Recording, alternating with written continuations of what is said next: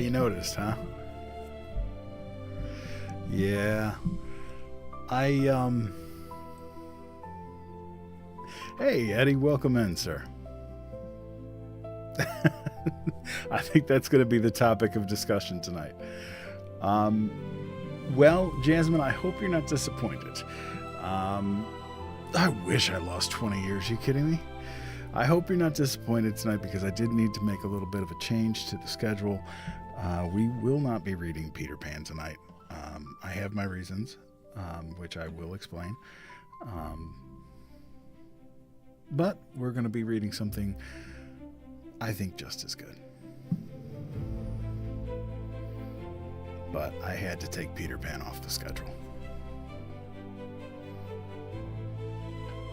Thank you. Yeah, so, hey Lynn, welcome in. I apologize, Eddie. I do. But I think once you find out what I am reading, it'll be okay again. Hey, Wiener Dog Dad, how are you? Welcome in. Welcome back. Yeah, you guys probably noticed I did not do any promo work for tonight's live. I had a lot of thinking to do. And had an experience last night that kind of sent me, well, for lack of a better word, down a rabbit hole. Hey, Peggy, how are you? Dina, welcome in.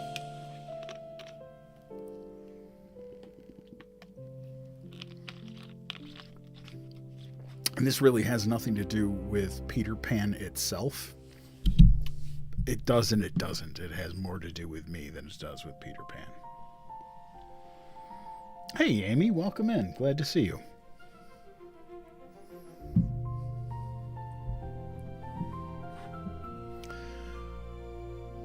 But as much as I hate to disappoint anybody, it was necessary. But I'm sure you guys will understand.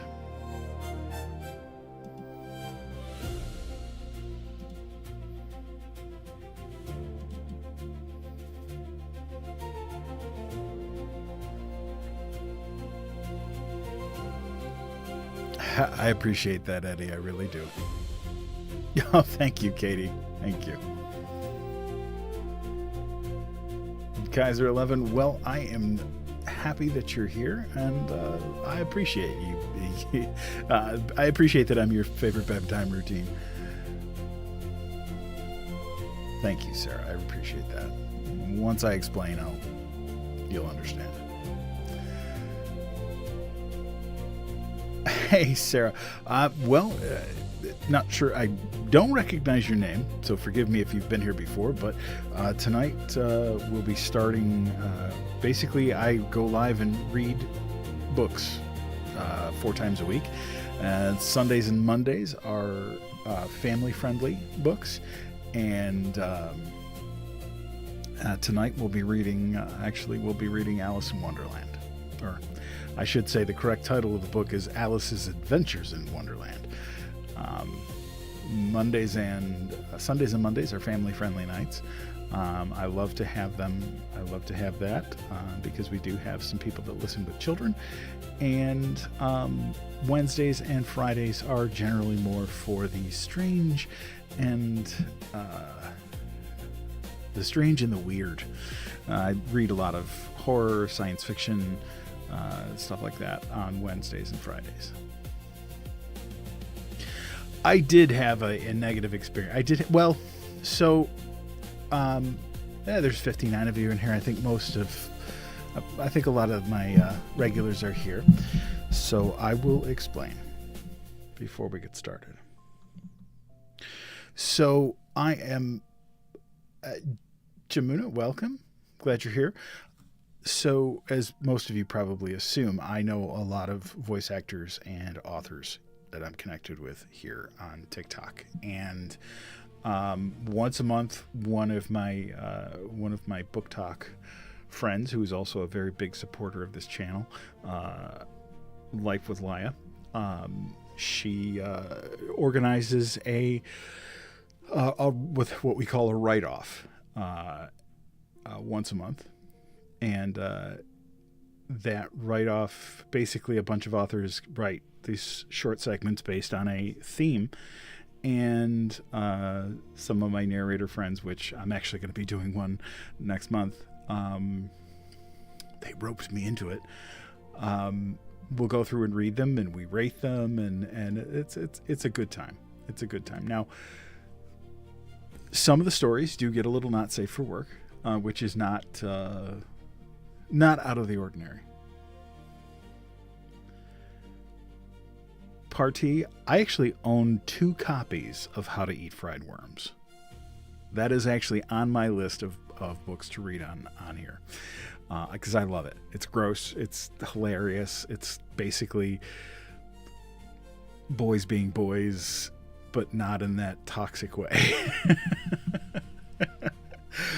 The boys doing things that boys do, which is betting each other that they can't eat so many fried worms. But one of the stories, so last night's theme was stories from the villain's perspective, and sometimes they get a little dark. And last night somebody wrote a really outstandingly written piece about Captain Hook. It went really dark. It was extremely well written, but it went really dark. I have an acute relationship with violence against women, domestic violence. And no, TikTok, don't strike me. Jeez, I hate that. My best friend, her ex-husband a few years ago tried to end her in a very awful way. The 4mm left or right, and she wouldn't be here. She's the best friend I've ever had. We think of each other as each other's soulmates. Totally platonic. But the idea of something 4mm standing between me never getting to meet her, never having the best friend I've ever had in my life. Just thinking about it makes me physically ill.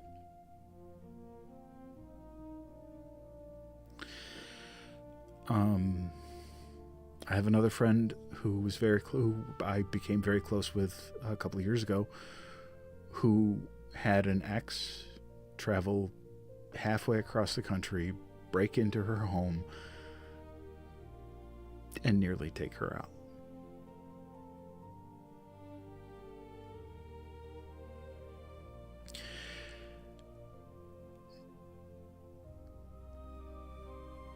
The physical damage was bad enough for both of them, but the psychological damage was sometimes arguably even worse. And the other friend ended up pushing me away because things got very real, and I overstepped a boundary that I didn't understand. I don't hold it against her. I love her dearly to this day, and we still talk occasionally. But I know too many women who have that kind of story. People that I care about very deeply. And both of those women are some of the toughest, most resilient people I've ever met. And they are also some of the kindest people that I have ever met. Well, Sarah, a lot of these people are no longer strangers to me. They're my community, and a lot of them are like family. So I don't mind, but even if it was a room full of strangers, it wouldn't bother. I would still do it. So the story last night involved some pretty awful stuff.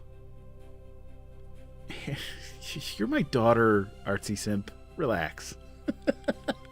You're like 25 feet away from me. Chill.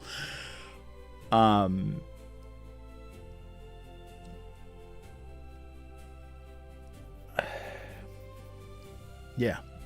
And it involved something happening to Tinkerbell that triggered me harder than I ever thought I would. More than ever thought it would. And I legitimately had nightmares last night.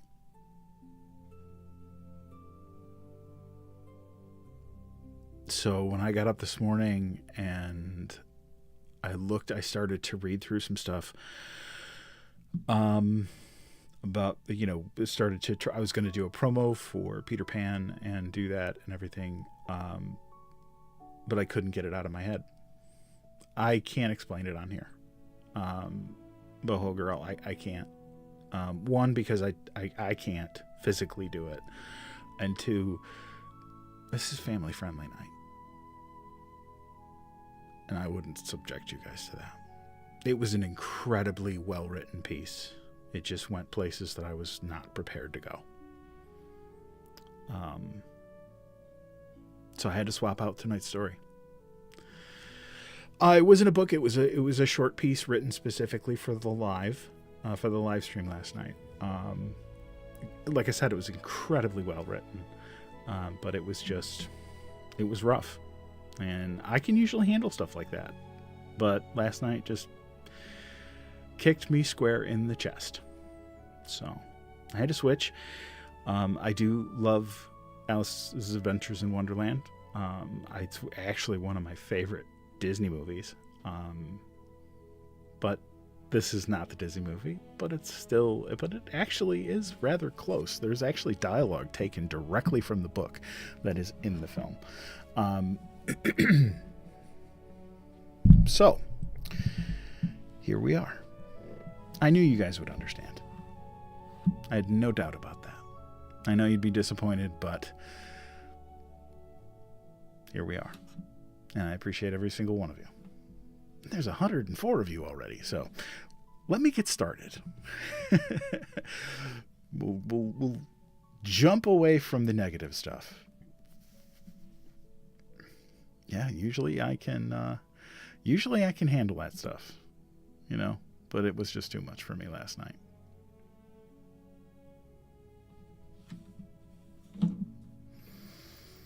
Well, Sarah, you're here.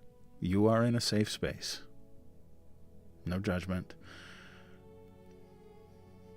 That's just not what we do here. And we're just happy to have you. Amy, welcome. Very nice to meet you as well. Well, made a mess of my desk here yesterday. Absolutely. No, this is one of my goals with this was not just to tell stories. It was to create a safe space. So Amy, I read classics on Sunday, Mondays. I read classic children's literature and even newer stuff. I also go live on Wednesday and Fridays, where I read more weird tales from the pulp era, all the way back to the Victorian short stories and all the way up to the modern stuff. We've read Stephen King, H.P. Lovecraft, Edgar Allan Poe, Isaac Asimov, Arthur C. Clarke, stuff like that. On Mondays and Wednesdays, like I said, on Sundays and Mondays, we read stuff like Alice in Wonderland. We've read Bridge to Terabithia, Charlotte's Web, Wrinkle in Time, Phantom Tollbooth. Last week, we read A Bear Called Paddington, which was one of the very first stories that I read on a Sunday Night Live just over a year ago. So, well, Love Max, I am glad you're here. And hopefully this gives you a chance to feel better. Well, thank you, Amy. I appreciate that. Stick around. I think you'll enjoy. All right. Well, thank you, Sarah. They are on my list. The Narnia books are on my list. I just have to work out how I'm going to do those. You're very welcome, Max. Very welcome. To make you cry. Shit, you guys have seen me cry plenty of times. That bridge to Terabithia that second night, I could barely keep it together. All right. Well, let's get started. We have a lot of ground to cover tonight. No, we don't. Well, good evening, everyone. And welcome back to Storytime with UndeadPapa. Tonight, we follow a curious little girl who chases a white rabbit and discovers that sometimes the most extraordinary adventures just begin with a simple question. A rabbit with a pocket watch, a very deep rabbit hole, and a world where nothing is quite what it seems. So wherever you're listening from, dim the lights, sit back, and relax, because Storytime is about to begin. This is Alice's Adventures in Wonderland by Lewis Carroll.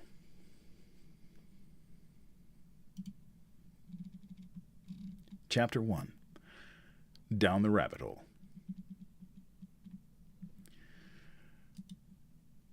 Oh, I didn't adjust the font size like I should have. Because I have really crappy eyesight. All right. Here we go.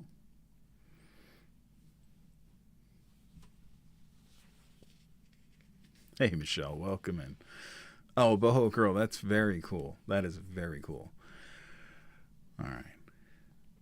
Alice was beginning to get very tired of sitting by her sister on the bank and having nothing to do.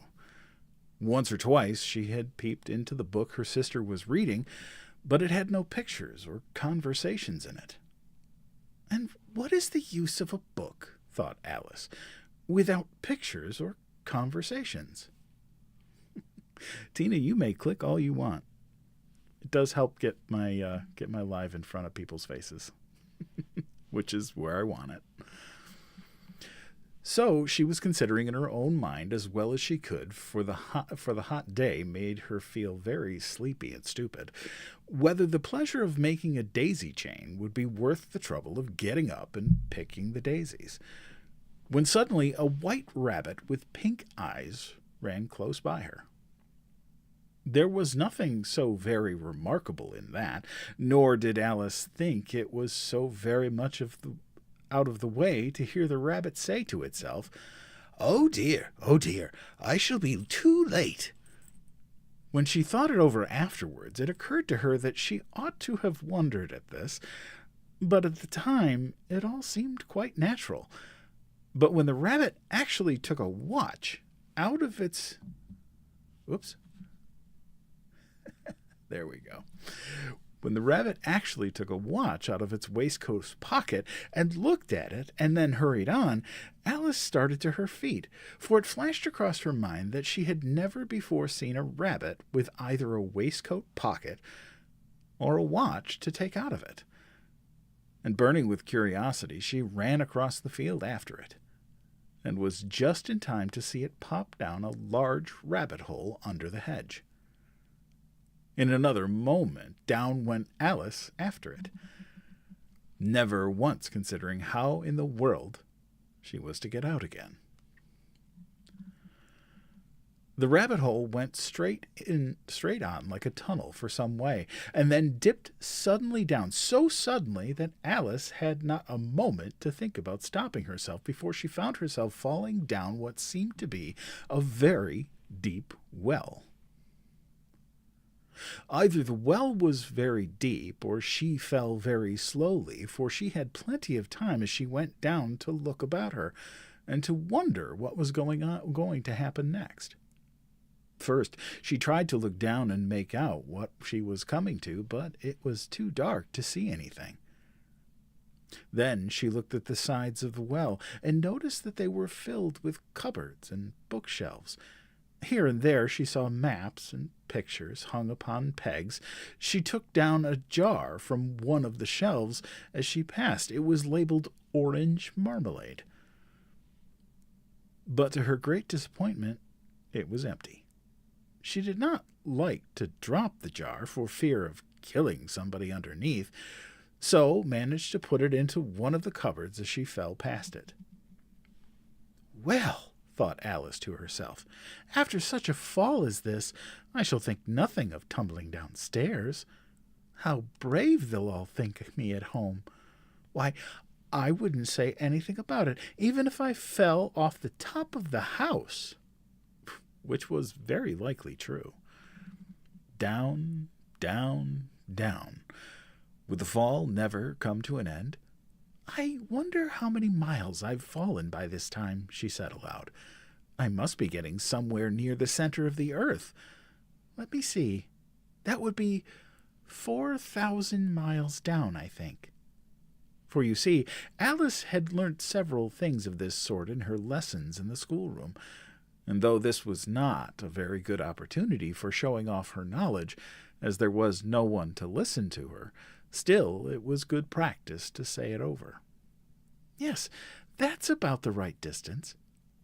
But then I wonder what latitude or longitude I've got to. Alice had not the slightest idea what latitude was, or longitude either, but she thought they were very grand words to say. Yes, Shuff, stick around, and I will continue to read it to you.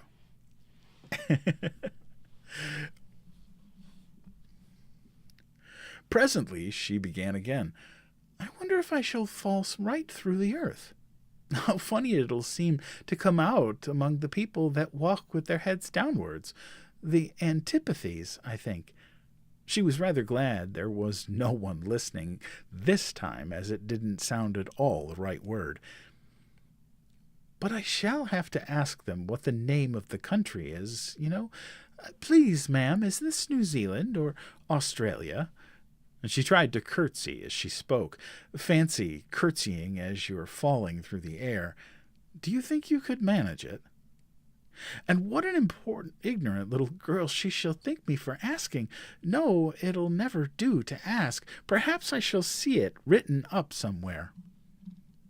Down, down, down. There was nothing else to do, so Alice soon began talking again. Dinah'll miss me very much tonight, I should think. Dinah was the cat. I hope they'll remember her saucer of milk at tea time. Dinah, my dear, I wish you were down here with me. There are no mice in the air, I'm afraid, but you might catch a bat, and that's very like a mouse, you know. But do cats eat bats, I wonder? And here Alice began to get rather sleepy, and went on saying to herself in a dreamy sort of way, Do cats eat bats?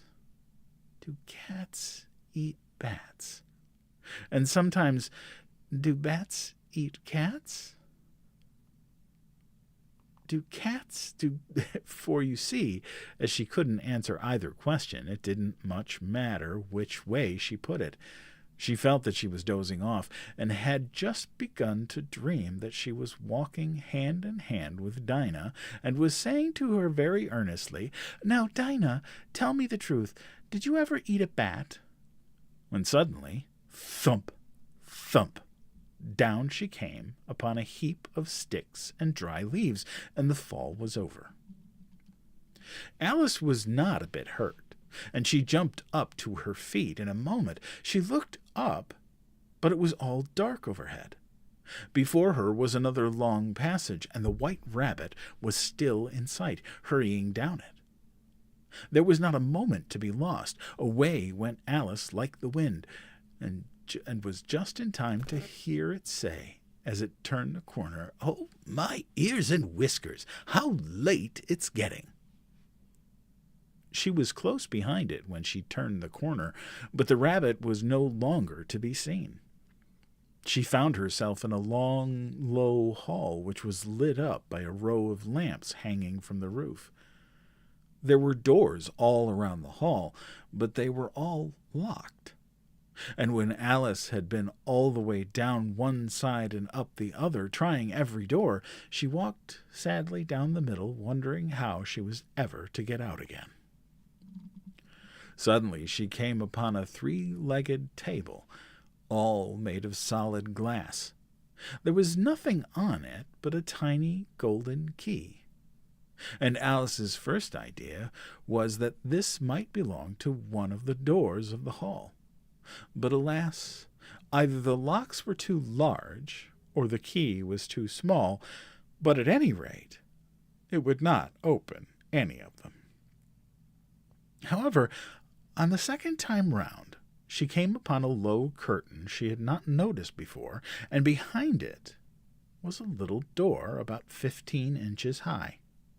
She tried the little golden key in the lock, and to her great delight, it fitted.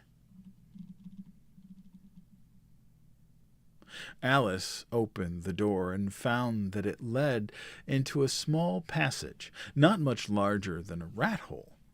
She knelt down and, looking along the passage into the loveliest garden you ever saw, how she longed to get out of that dark hall and wander about among those beds of bright flowers and those cool fountains.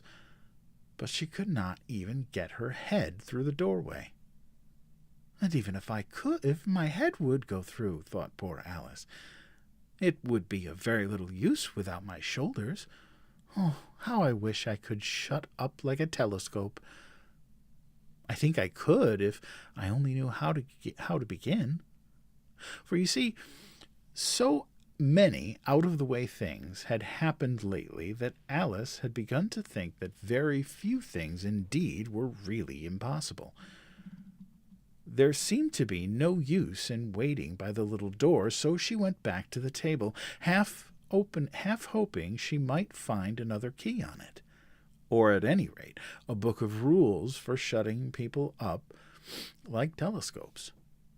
This time she found a little bottle on it, which certainly was not there before, said Alice. And tied around the neck of the bottle was a paper label with the words, "Drink me," beautifully printed in large letters. It was all very well to say, "Drink me," but the wise little Alice was not going to do that in a hurry. "No, I'll look first," she said, "and see whether it's marked poison or not." For she had read several nice little stories about children who had got burnt and eat up by wild beasts and other unpleasant things, all because they would not remember the simple rules their friends had taught them, such as that a red-hot poker will burn you if you hold it too long, and that if you cut your finger very deeply with a knife, it usually bleeds, and she had never forgotten that. If you drink much from a bottle marked potion, it is almost certain to disagree with you sooner or later. However, this bottle was not marked poison, so Alice ventured to taste it. And, finding it very nice, it had in fact a sort of mixed flavor of cherry tart, custard, pineapple, roast turkey, toffee, and hot buttered toast. She very soon finished it off. "What a curious feeling," said Alice. "I must be shutting up like a telescope." And so it was indeed. She was now only 10 inches high, and her face brightened up at the thought that she was now the right size for going through the little door into that lovely garden. First, however, she waited for a few minutes to see if she was going to shrink any further. She felt a little nervous about this, "for it might end, you know," said Alice to herself, "in me going out altogether like a candle. I wonder what I should be like then." And she tried to fancy what the flame of a candle looks like after the candle is blown out, for she could not remember ever having seen such a thing.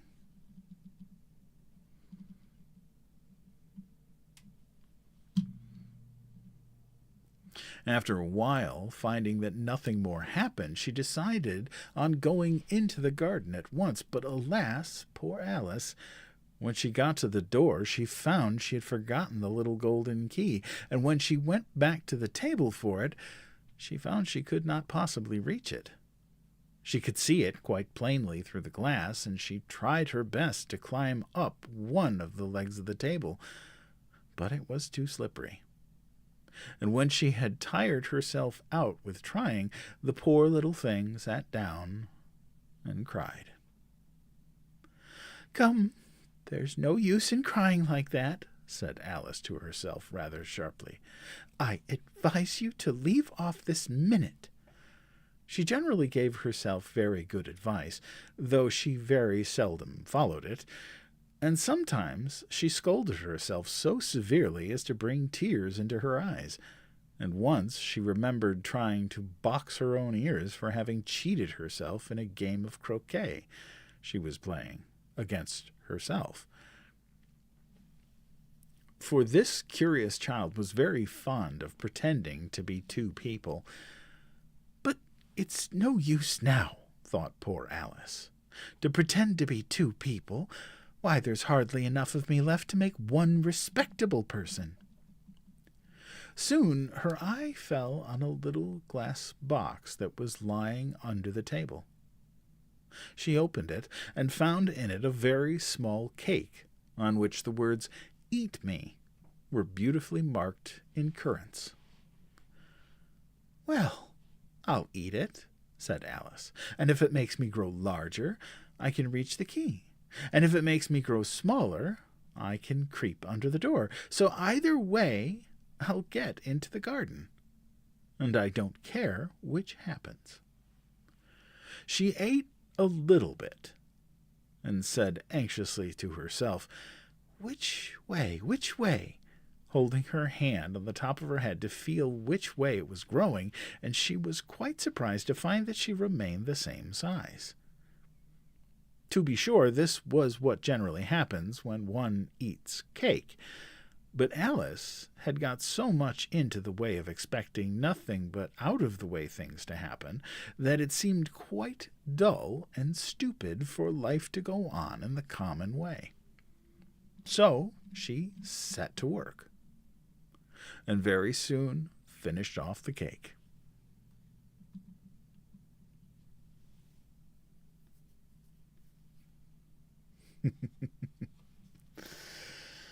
We're all a little mad here. Hey, Marquis, how are you, sir? Welcome in. Is Ezra there with you?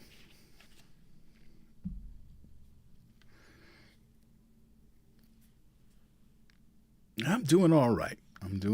Just reading a story. He's sleeping already. Oh, that's awesome. That's awesome. Well, you tell him I said hi when he wakes up. Well, thank you, Marcy. I am happy to be reading it as well.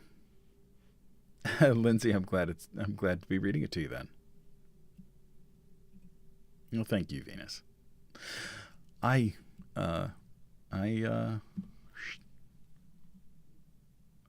brain. I strive for delightful, or at least something close to that. Hey, Cindy, hello. All right. Yeah, sure, brother. Go right ahead. Yep, absolutely. You know where to find me. All right. Chapter 2, The Pool of Tears. "Curiouser and curiouser," cried Alice.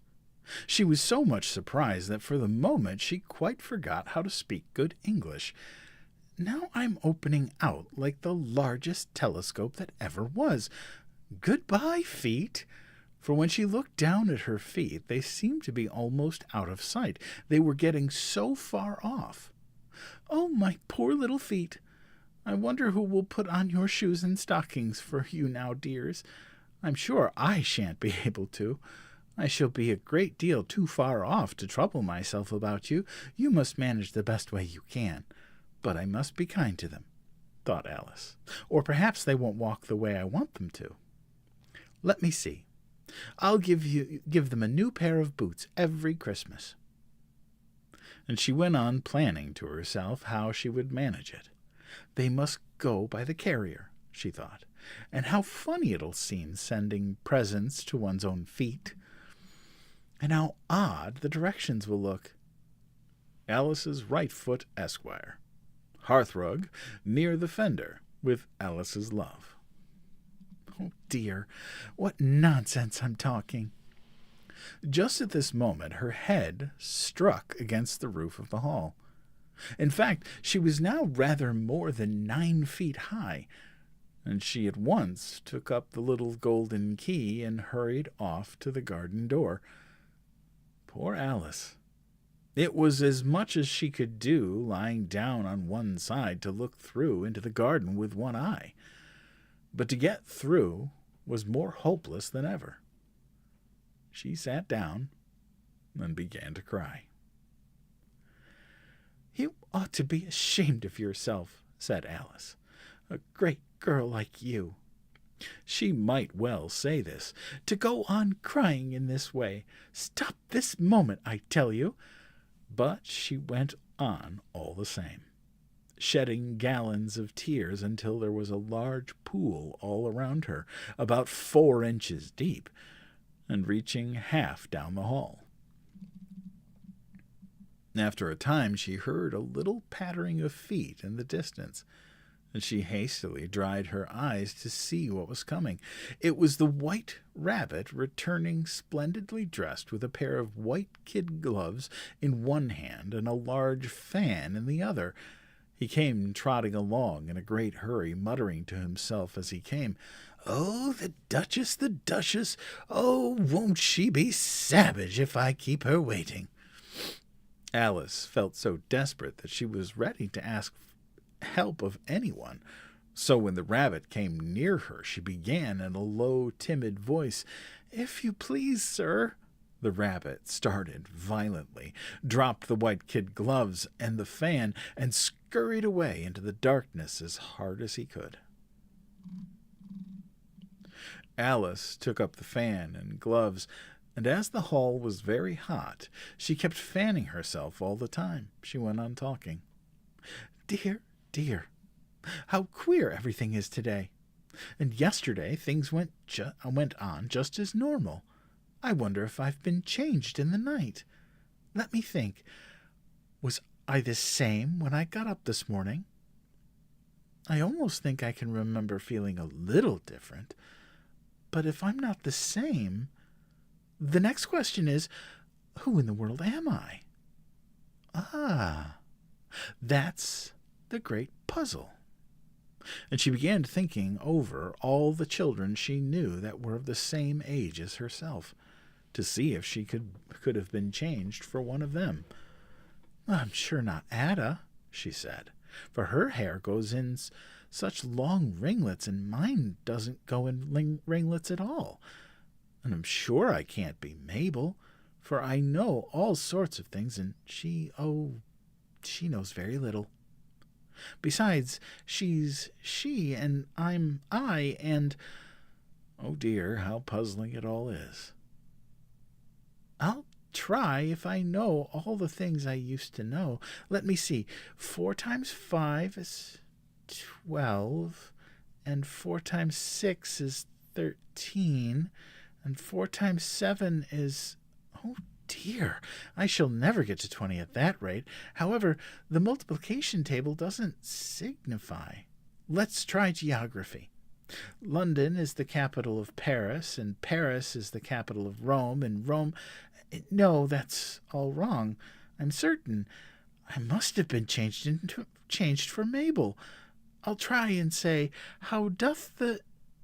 And she crossed her hands on her lap as if she were saying lessons, and began to repeat it, but her voice sounded hoarse and strange, and the words did not come the same as they used to.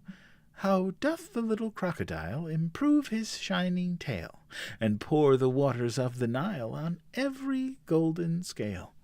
How cheerfully he seems to grin, how neatly spreads his claws, and welcomes little fishes in with gently smiling jaws.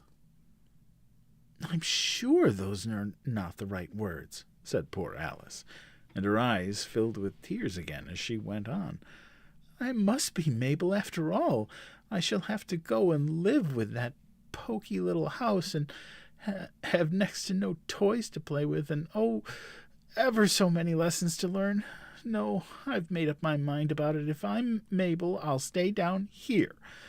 It will be no use putting their heads down and saying, "Come up again, dear."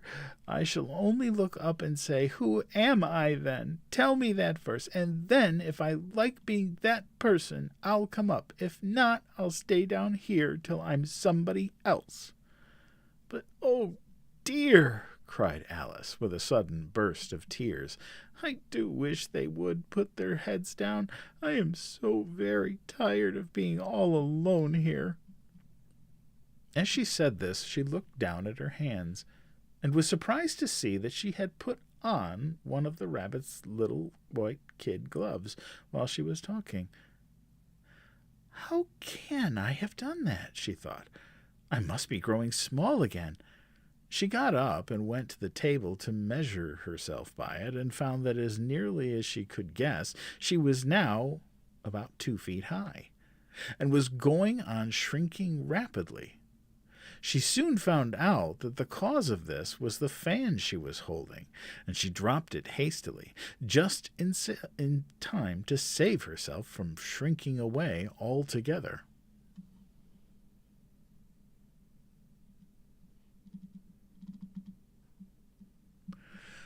That was a narrow escape, said Alice, a good deal frightened at the sudden exchange, but very glad to find herself still in existence.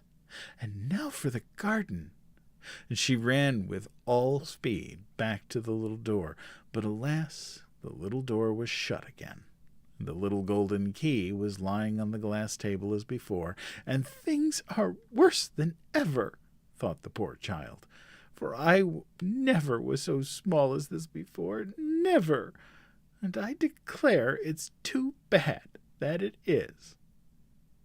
As she said these words, her foot slipped, and in another moment, splash, she was up to her chin in salt water. Her first idea was that she had somehow fallen into the sea, and in that case I can go back by the railway, she said to herself. Alice had been to the seaside once in her life, and had come to the general conclusion that wherever you go to on the English coast, you must find a number of bathing machines in the sea, some children digging in the sand with wooden spades, then a row of lodging-houses, and behind them a railway station. However, she soon made out that she was in the pool of tears which she had wept when she was 9 feet high. I wish I hadn't cried so much, said Alice, as she swam about, trying to find her way out. I shall be punished for it now. I suppose by being drowned in my own tears. That will be a queer thing, to be sure. However, everything is queer today.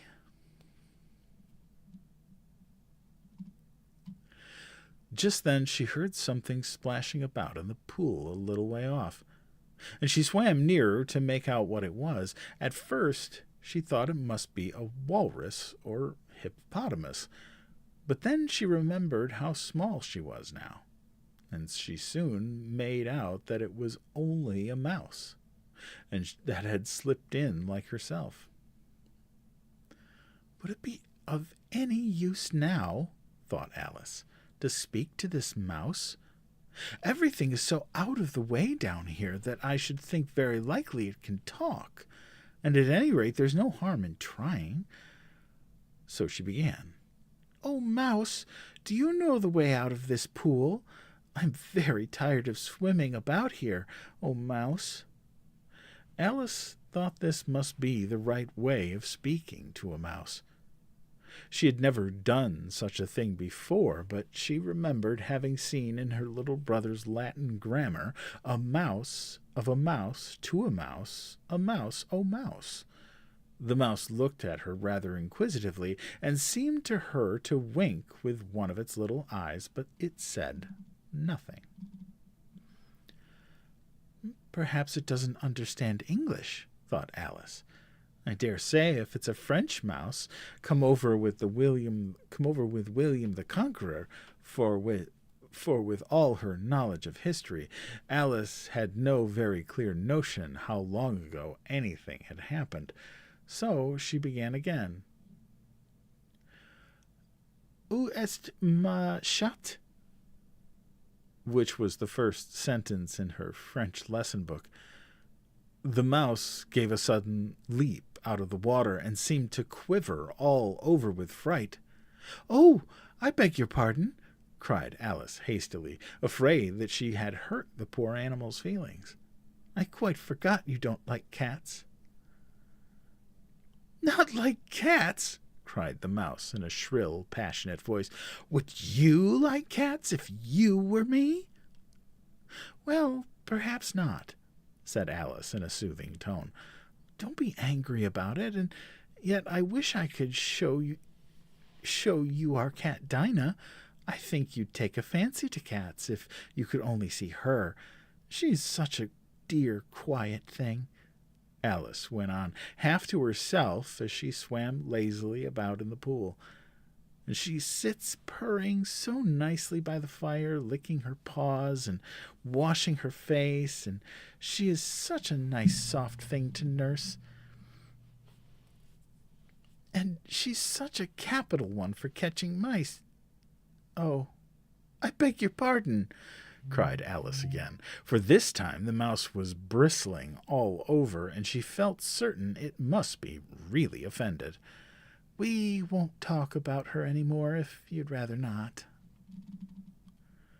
"We indeed!" cried the mouse, who was trembling down to the end of its tail. "As if I would talk on such a subject!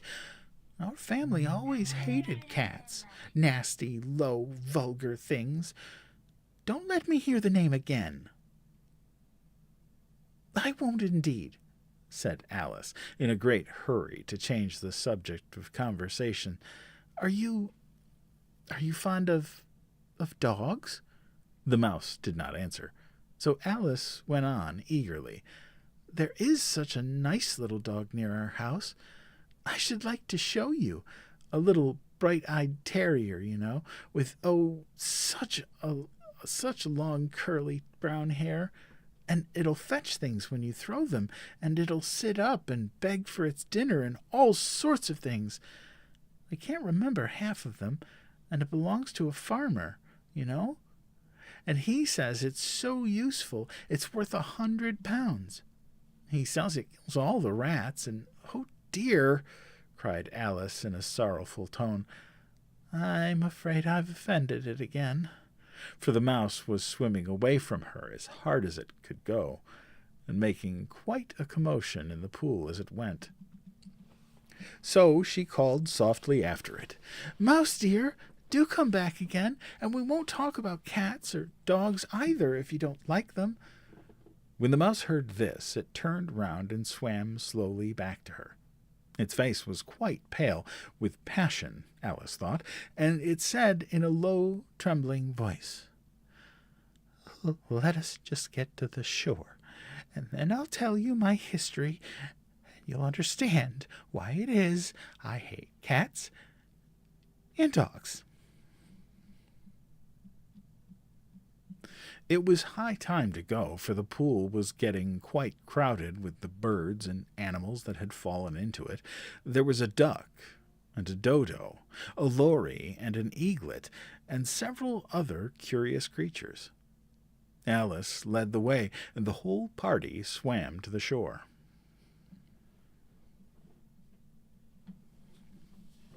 Oh, thank you guys for all of the likes and the shares. And hey, Grandma, how are you?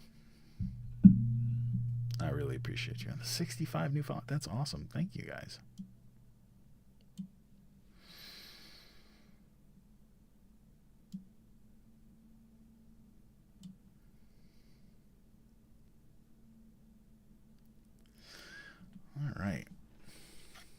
Oh, geez, we're up to the caucus race.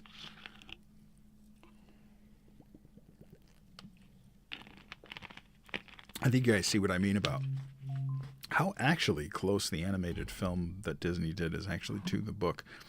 There's a lot of stuff, a lot of dialogue and scenes in there that are that were actually in the book.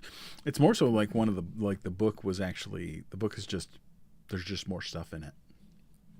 So, thank you, Love Max. I appreciate you. Chapter 3, A Caucus Race and a Long Tale.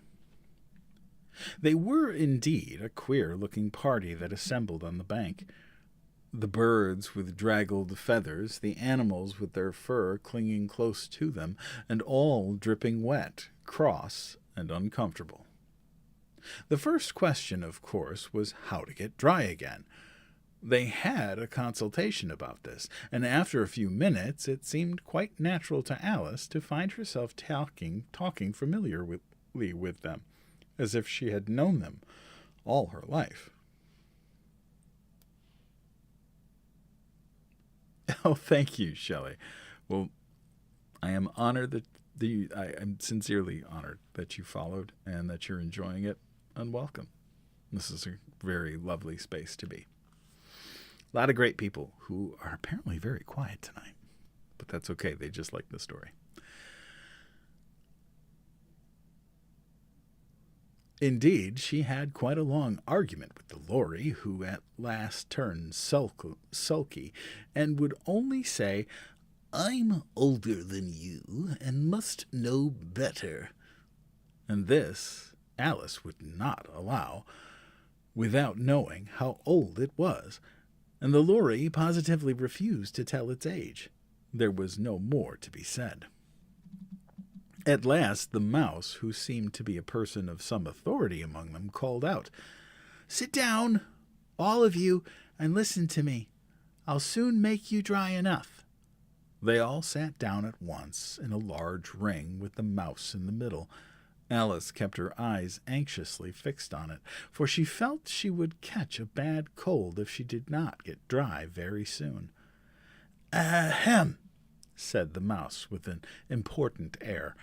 "Are you all ready? This is the driest thing I know. Silence, all round, if you please. William the Conqueror, whose cause was favored by the Pope, was soon submitted to by the English, who wanted leaders and had been of late much accustomed to usurpation and conquest. Edwin and Morcar, the Earls of Mercia and Northumbria—" "Ugh," said the Lory with a shiver. "I beg your pardon," said the mouse, frowning, but very politely. "Did you speak?" "Not I," said the Lory hastily. "I thought you did," said the mouse. "I proceed. Edwin and Morcar, the Earls of Mercia and Northumbria, declared for him, and even Stigand, the patriotic Archbishop of Canterbury, found it advisable—" "Found what?" said the duck. "Found it," the mouse replied rather crossly. "Of course you know what 'it' means." "I know what 'it' means well enough when I find a thing," said the duck. "It's generally a frog or a worm. The question is, what did the Archbishop find?" The mouse did not notice this question, but hurriedly went on. "Found it advisable to go with Edgar Atheling to meet William and offer him the crown. William's conduct at first was moderate, but the insolence of his Normans— How are you getting on now, my dear?" it continued, turning to Alice as it spoke. "As wet as ever," Alice in a melancholy tone. "It doesn't seem to dry me at all." "In that case," said the dodo solemnly, rising to its feet, "I move that the meeting adjourn for the immediate adoption of more energetic remedies." "Speak English," said the eaglet. I don't know the meaning of half those long words, and what's more, I don't believe you do either." And the eaglet bent down its head to hide a smile. Some of the other birds tittered audibly. "What I was going to say," said the dodo in an offended tone, "was that the best thing to get us dry would be a caucus race." "What is a caucus race?" said Alice. Not that she much wanted to know, but the dodo had paused as if it thought that somebody ought to speak, and no one else seemed inclined to say anything. "Why," said the dodo, "the best way to explain it is to do it. And as you might like to try the thing yourself some winter day, I will tell you how the dodo managed it." Well, that was the absolutely wrong voice. "And as you might like to try the thing yourself some winter day, I will tell you how the dodo managed it." It was supposed to be the narrator's voice, a.k.a. my voice. Oh, thank you, Mari. I appreciate that. Hey, Songbird, welcome in. I didn't see you there. Well, I saw you there just now. I just didn't see you come in. First, it marked out a race course in a sort of circle. "The exact shape doesn't matter," it said. And then all the party were placed along the course, here and there. There was no 1, 2, 3, and away, but they began running when they liked, and left off when they liked, so that it was not easy to know when the race was over.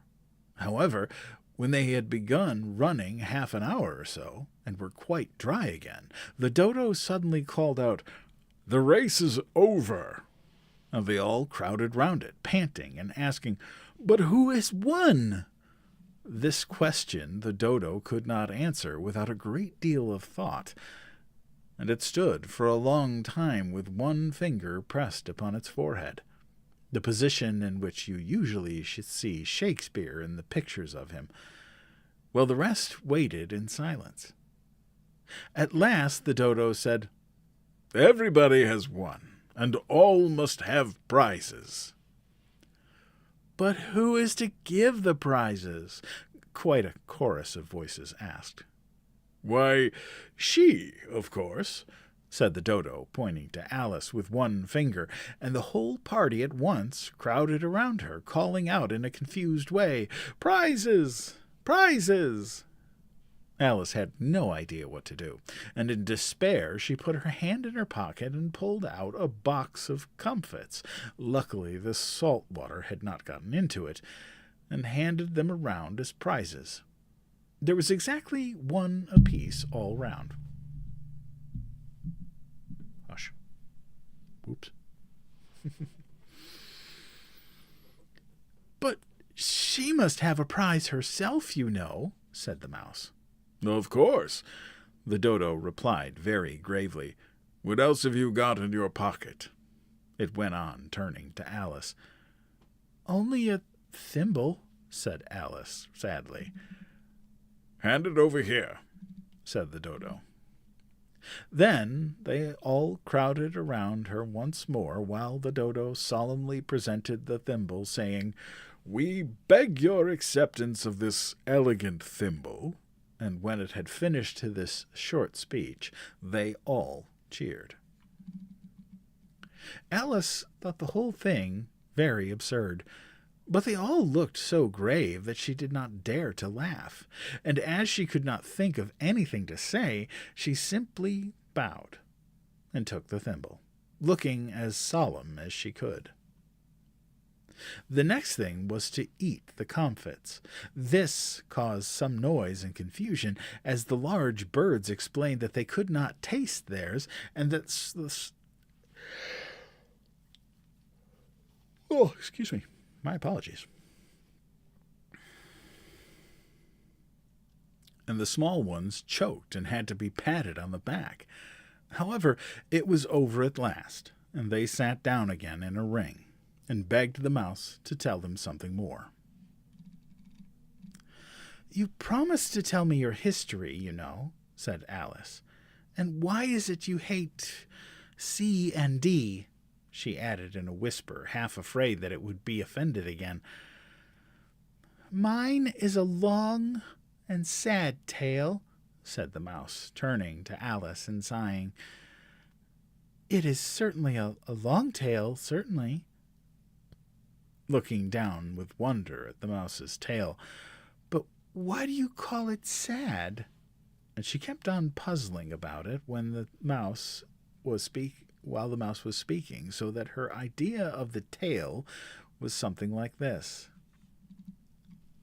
"Fury said to a mouse that he met on the house, 'Let us both go to law.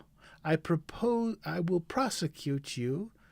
Come, I'll take no denial. We must have the trial, for really this morning I've nothing to do.' Said the mouse to the cur, 'Such a trial, dear sir, with no jury or judge would be wasting our breath. I'll be judge, I'll be jury,' said cunning old Fury. I'll try the whole cause and condemn you to death." It was hard for me to read because it kept getting smaller and smaller. I need like a magnifying glass. Holy cow. "You're not very attending," said the mouse to Alice severely. "What are you thinking of?" "I beg your pardon," said Alice very humbly.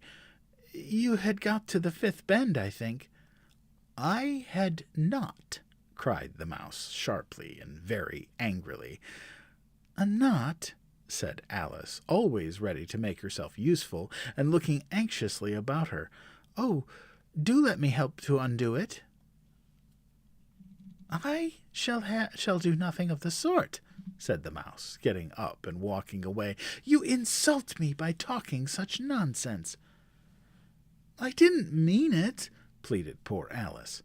"But you're so easily offended, you know." The mouse only growled in reply. "Please come back and finish your story," Alice called after it.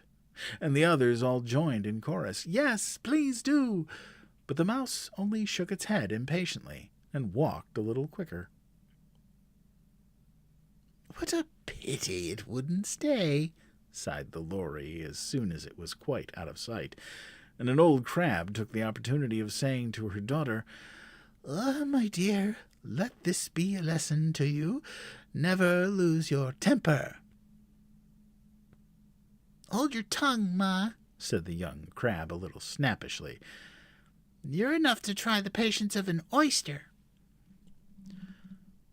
"I wish I had our Dinah here. I know I do," said Alice aloud, addressing nobody in particular.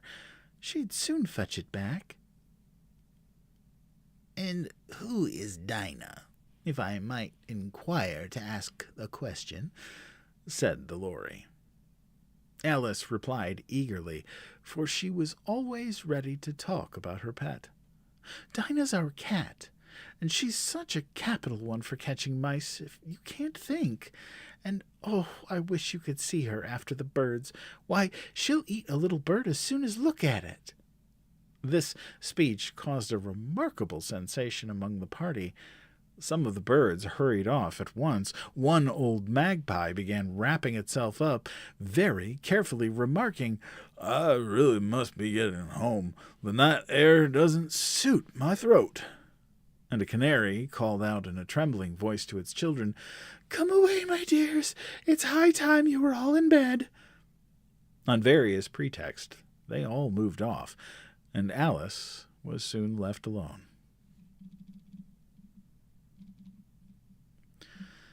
"I wish I hadn't mentioned Dinah," she said to herself in a melancholy tone.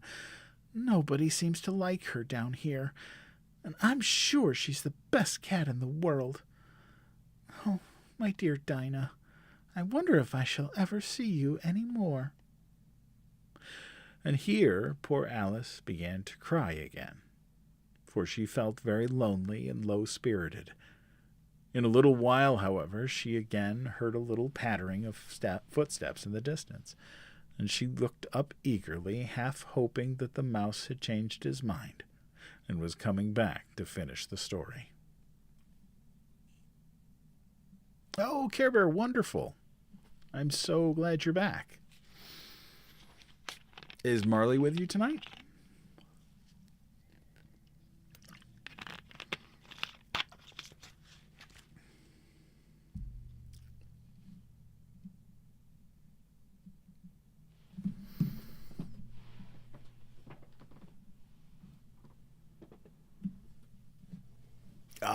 Okay. Well, you tell her I said hello, and that picture book night with the feature story she requested, Llama Llama Red Pajama, is coming.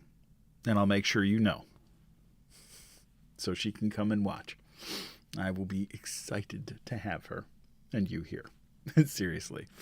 I used to love reading picture books to my kids, so I do have a copy of Llama Llama Red Pajama. And I've got, a bunch of Kevin Hankey's books, Lily's Purple Plastic Purse, Chrysanthemum, Sheila Ray the Brave. I have Mike Mulligan and his Steam Shovel. Alexander, one of my other favorites, Alexander and the Terrible, Horrible, No Good, Very Bad Day, which I love. So, yeah. Oh, Love Max, that's awesome. That's awesome. Thank you, Songbird. I really appreciate you. And love to my wonderful moderators, Songbird 007, Tessa Vale Audio, and Wings That Work. They are the backbone of this whole thing.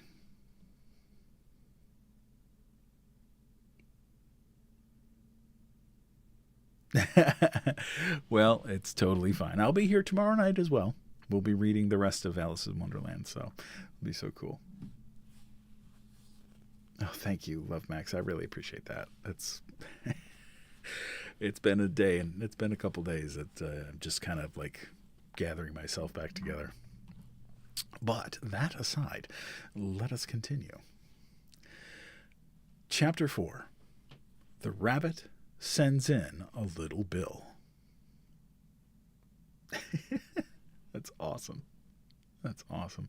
I have a couple of there is if Marky's still in here, his son Ezra loves coming in to watch. He's apparently asleep, which is okay. But now I've got Marley, which is awesome. It makes my father's heart, father's heart, not my father's heart. He's in the great beyond. My heart, my father's heart, melt. I love that. Welcome back from Kazakhstan. I love the fact that you're here, man. That's so cool.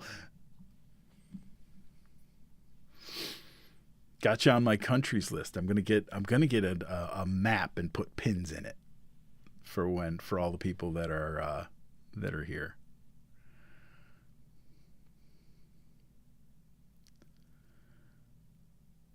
Well, hello from New York City. I'm in Rochester, New York.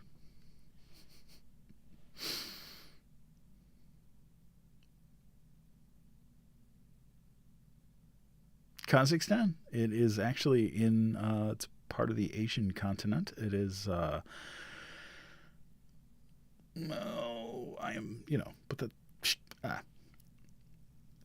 Oh, Towie, welcome.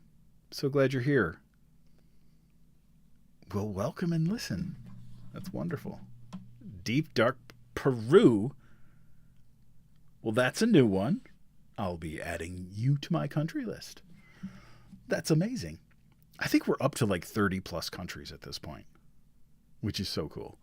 30 plus countries and all 7 continents, even Antarctica. That just blows my mind. You guys are awesome. I am so glad that you are all here. And you look, Guatemala.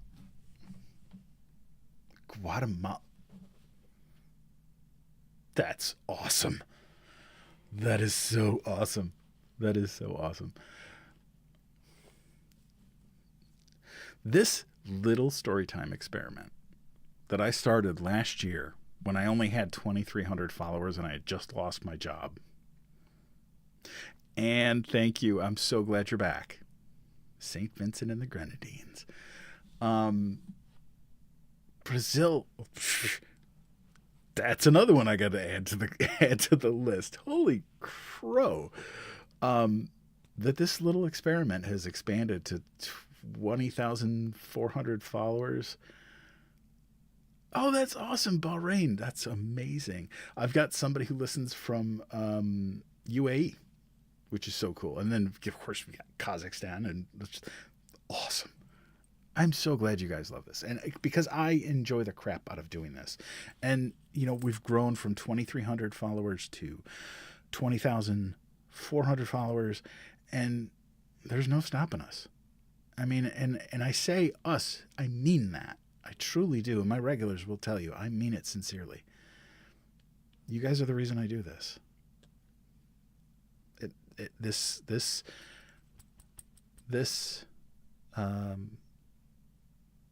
Doing this heals me. It really does. Thanks, Marky. I knew you'd back me up. But, yeah. So, anyway. We got ground to cover, so we better get going. Thank you guys all for the love and the shares, and yeah, so cool. Music lover, that is wonderful. I am so happy to hear that.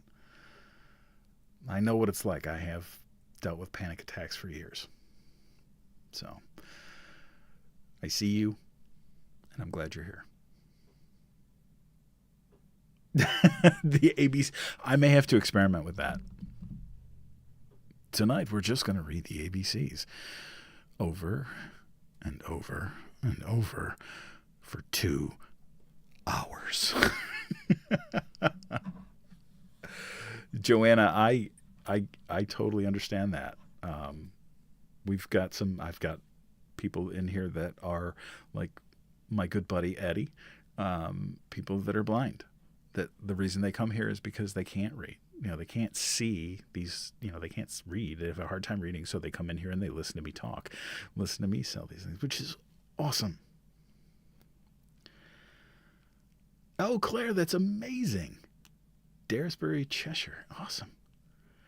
That's going to be one of those places that I have to visit when I go over to the UK to visit my daughter, because she lives in Liverpool with her mom. So, yeah. And I'm going to be doing lives. When I go to visit Liverpool, I will absolutely be doing a live from Liverpool. So I've got my daughter scoping out places there to see that we can do a live show. And maybe we'll do a UK meetup. Who knows? Thank you, Eddie. The feeling is mutual, brother. I love audiobooks. I have since I was a child. My mother used to take us to the library at least once a month, and I would literally get stories that were on, vinyl. So I'm old. But then I would get them on tape, and I love that stuff, man. It was so cool. And then now I've, obviously listened to audiobooks all the time. And if you like audiobooks, Tawi, so I had an experience yesterday related to Peter Pan that kind of sent me into a bit of a spiral, and I needed to change the schedule. I can explain more. I did tell everybody earlier, and I'd be happy to tell you in private. It was hard, and it was, like I said, it was related to domestic violence. I had to change the schedule. But we're reading Alice in Wonderland, which means I get to do goofy voices.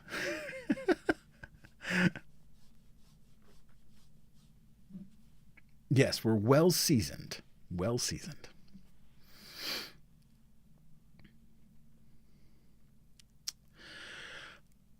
All right.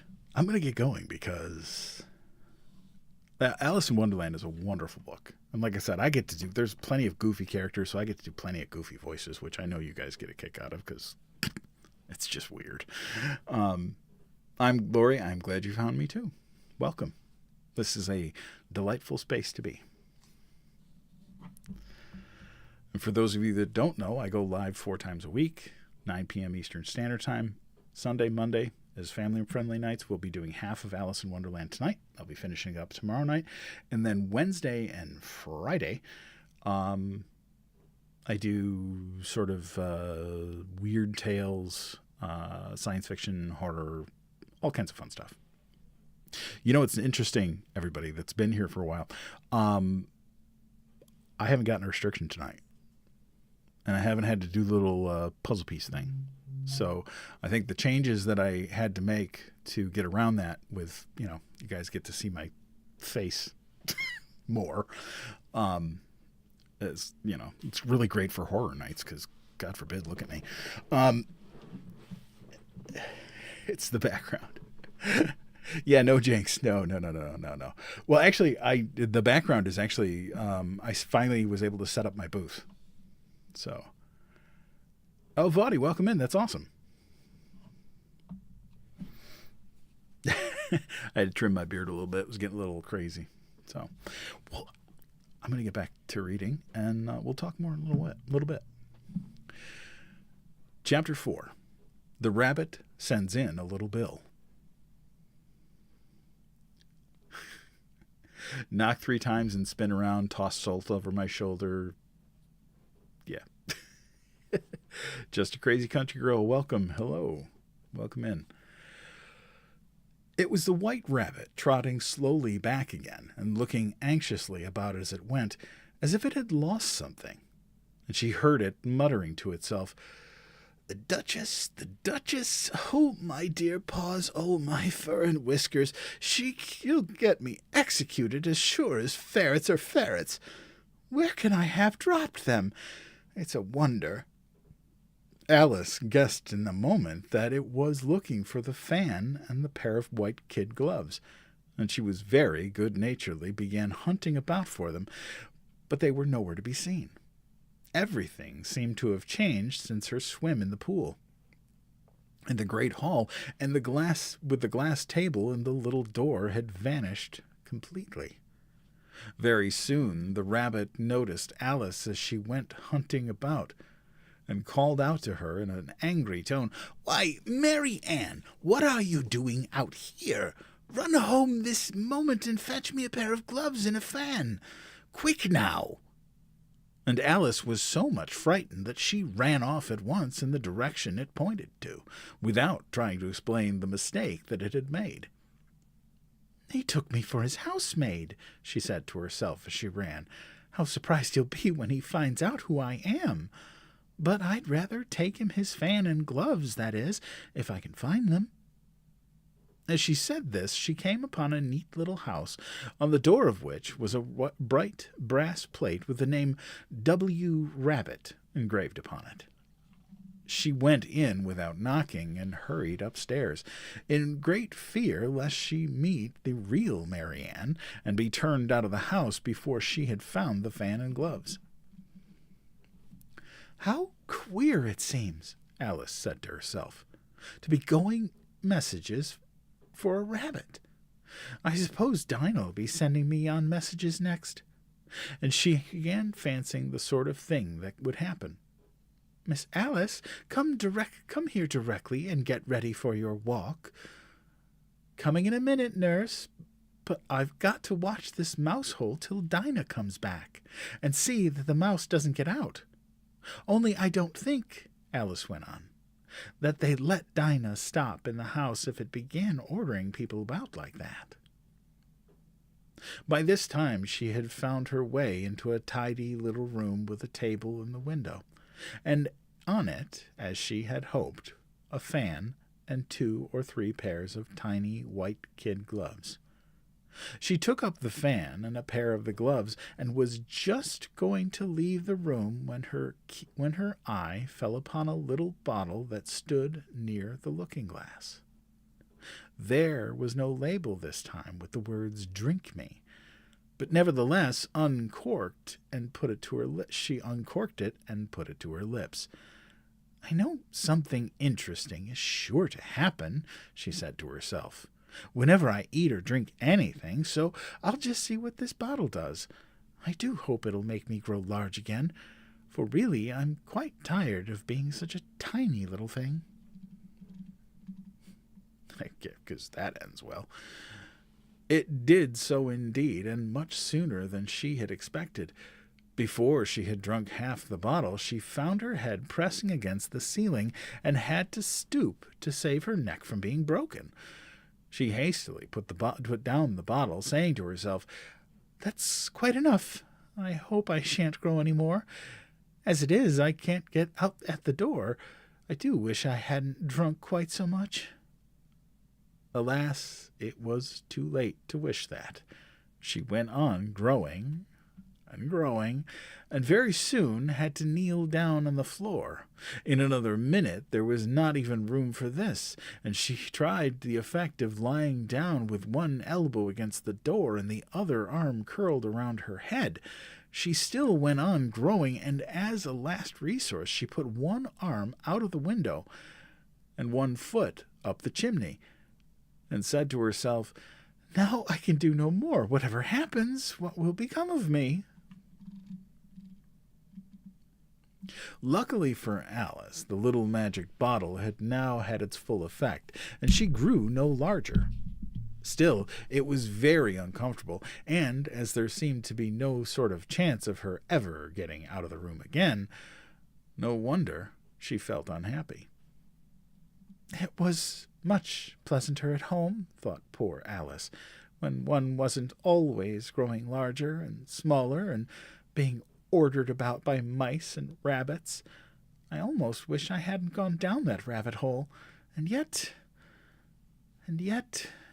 it's rather curious, you know, this sort of life. I do wonder what can have happened to me. When I used to read fairy tales, I fancied that kind of thing never happened, and now here I am in the middle of one. There ought to be a book written about me. That there ought, and when I grow up, I'll write one. But I'm grown up now, she added in a sorrowful tone. At least there's no room to grow up any more here. But then, thought Alice, I shall never get any older than I am now. That'll be a comfort, one way, never to be an old woman. But then, always to have lessons to learn? Oh, I shouldn't like that.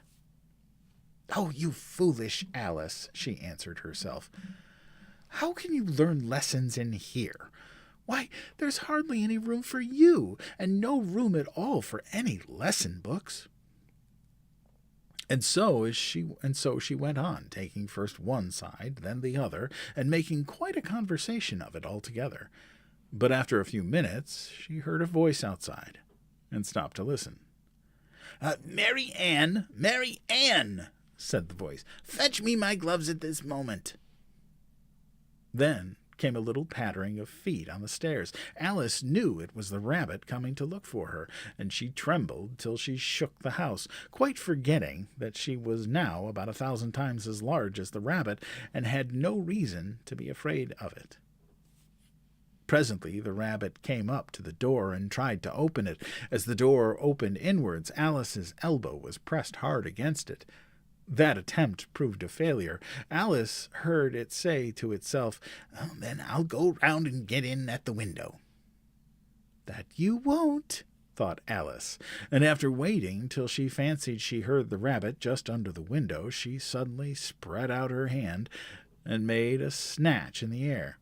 She did not get hold of anything, but she heard a little shriek and a fall, and a crash of broken glass, from which she concluded that it was just possible it had fallen into a cucumber frame, or something of the sort. Next came an angry voice, the rabbit's. Pat!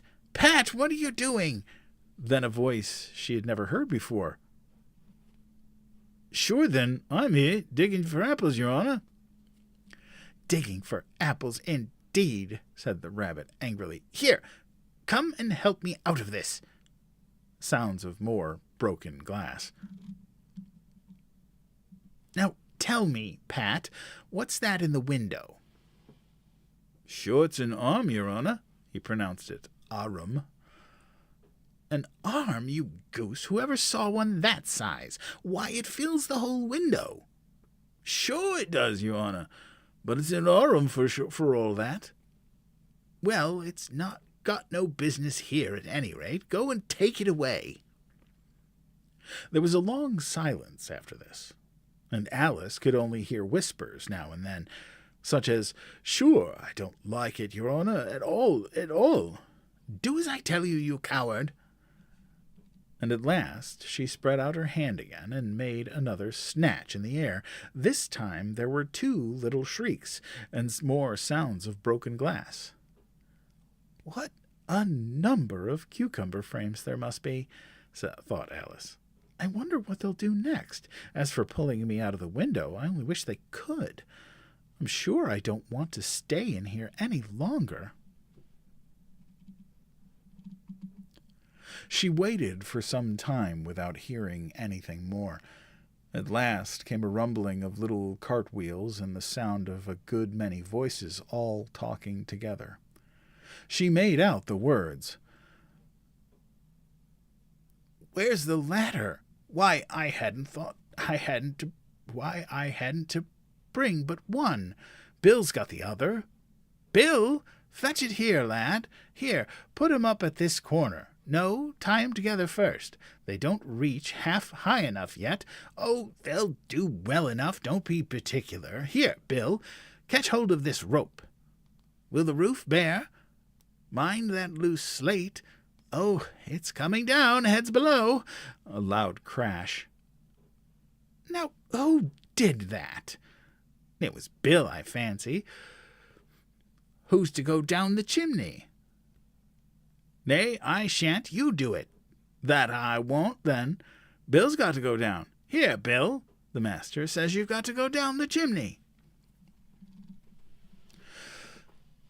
So Bill's got to come down the chimney, has he? Said Alice to herself.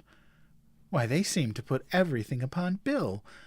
I wouldn't be in Bill's place for a good deal. This fireplace is narrow, to be sure, but I think I can kick a little.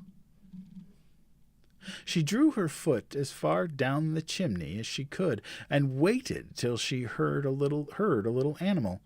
She couldn't guess what sort it was, scratching and scrambling about in the chimney close above her. Then, saying to herself, "This is Bill," she gave one sharp kick, and waited to see what would happen next. The first thing she heard was a general chorus of, "There goes Bill!" Then the rabbit's voice alone, "Catch him, you by the hedge!" Then silence. Then another confusion of voices. "Hold up his head, Brandy, now. Don't choke him. How was it, old fellow? What happened to you? Tell us all about it." At last, a little feeble, squeaking voice. "That's Bill," thought Alice. "Well, I hardly know. No more, thank ye. I'm better now, but I'm a deal too flustered to tell you. All I know is something comes at me like a jack-in-the-box, and up I goes like a skyrocket." "So you did, old fellow," said the others. "We must burn the house down," said the rabbit's voice, and Alice called out as loud as she could, "If you do, I'll set Dinah on you." There was a dead silence instantly, and Alice thought to herself, I wonder what they will do next. If they had any sense, they'd take the roof off.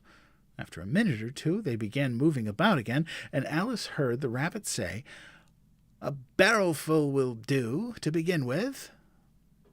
A barrowful of what? Thought Alice. But she had not long to doubt.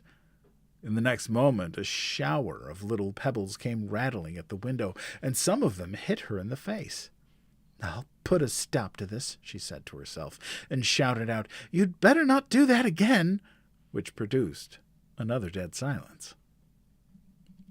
Alice noticed with some surprise that the pebbles were all turning into little cakes as they lay on the floor, and a bright idea came into her head. If I eat one of these cakes, she thought, it's sure to make some changes in my size, and as it can't possibly make me larger, it must make me smaller, I suppose. So she swallowed one of the cakes and was delighted to find that she began shrinking directly. As soon as she was small enough to get through the door, she ran out of the house and found quite a crowd of little animals and birds waiting outside. The poor little lizard, Bill, was in the middle, being held up by 2 guinea pigs who were giving it something out of a bottle. They all made a rush at Alice the moment she appeared, but she ran off as hard as she could, and soon found herself safe in a thick wood.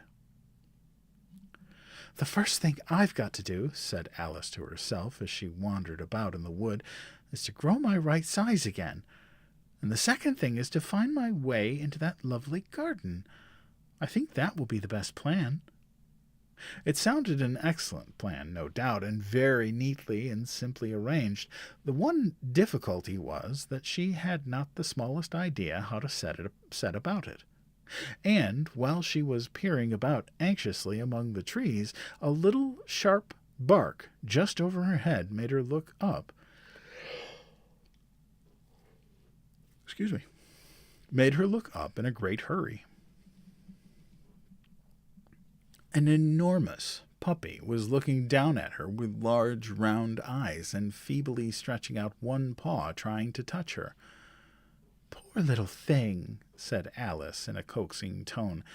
She tried hard to whistle to it, but she was terribly frightened all the time at the thought that it might be hungry, in which case it would be very likely to eat her up in spite of all her coaxing. Hardly knowing what she did, she picked up a little bit of stick and held it out to the puppy, whereupon the puppy jumped into the air off all its feet at once, with a yelp of delight, and rushed at the stick, and made believe to worry it. Then Alice dodged behind a great thistle to keep herself from being run over, and the moment she appeared on the other side, the puppy made another rush at the stick, and tumbled head over heels in its journey to get a hold of it.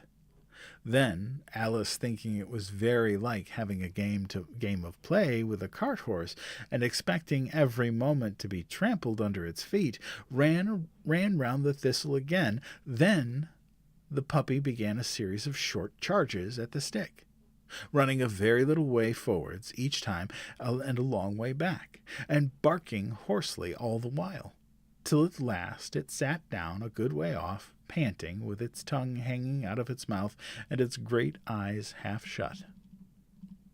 This seemed to Alice a good opportunity for making her escape, so she set off at once, and ran till she was quite tired and out of breath, until the puppy's bark sounded quite faint in the distance. "And yet what a dear little puppy it was," said Alice, as she leant against a buttercup to rest herself, and fanned herself with one of the leaves. I should have liked teaching it tricks very much, if I'd only been the right size to do it. Oh dear, I'd nearly forgotten that I've got to grow up again. Let me see. How is it to be managed? I suppose I ought to eat or drink something or other, but the great question is what? The great question certainly was what? Alice looked all round her at the flowers and the blades of grass, but she could not see anything that looked like the right thing to eat or drink under the circumstances. There was a large mushroom growing near her, about the same height as herself, and when she had looked under it, and on both sides of it, and bent and behind it, it occurred to her that she might as well look and see what was on top of it. She stretched herself up on tiptoe and peeped over the edge of the mushroom, and her eyes immediately met those of a large blue caterpillar, that was sitting on the top, with its arms folded, quietly smoking a long hookah, and taking not the smallest notice of her, or of anything else.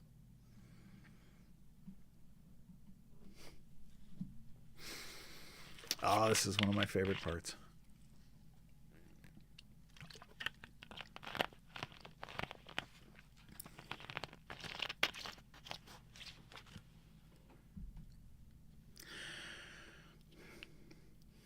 Chapter 5. Advice from a Caterpillar. The caterpillar and Alice looked at each other for some time in silence. At last the caterpillar took the hookah out of its mouth and addressed her in a languid, sleepy voice. "Who are you?" said the caterpillar. This was not an encouraging opening for a conversation. Alice replied rather shyly, I hardly know, sir. Just at present, at least, I know who I was when I got up this morning, but I think I must have been changed several times since then." "What do you mean by that?" said the caterpillar sternly. "Explain yourself." "I can't explain myself, I'm afraid, sir," said Alice, "because I'm not myself, you see." "I don't see," said the caterpillar.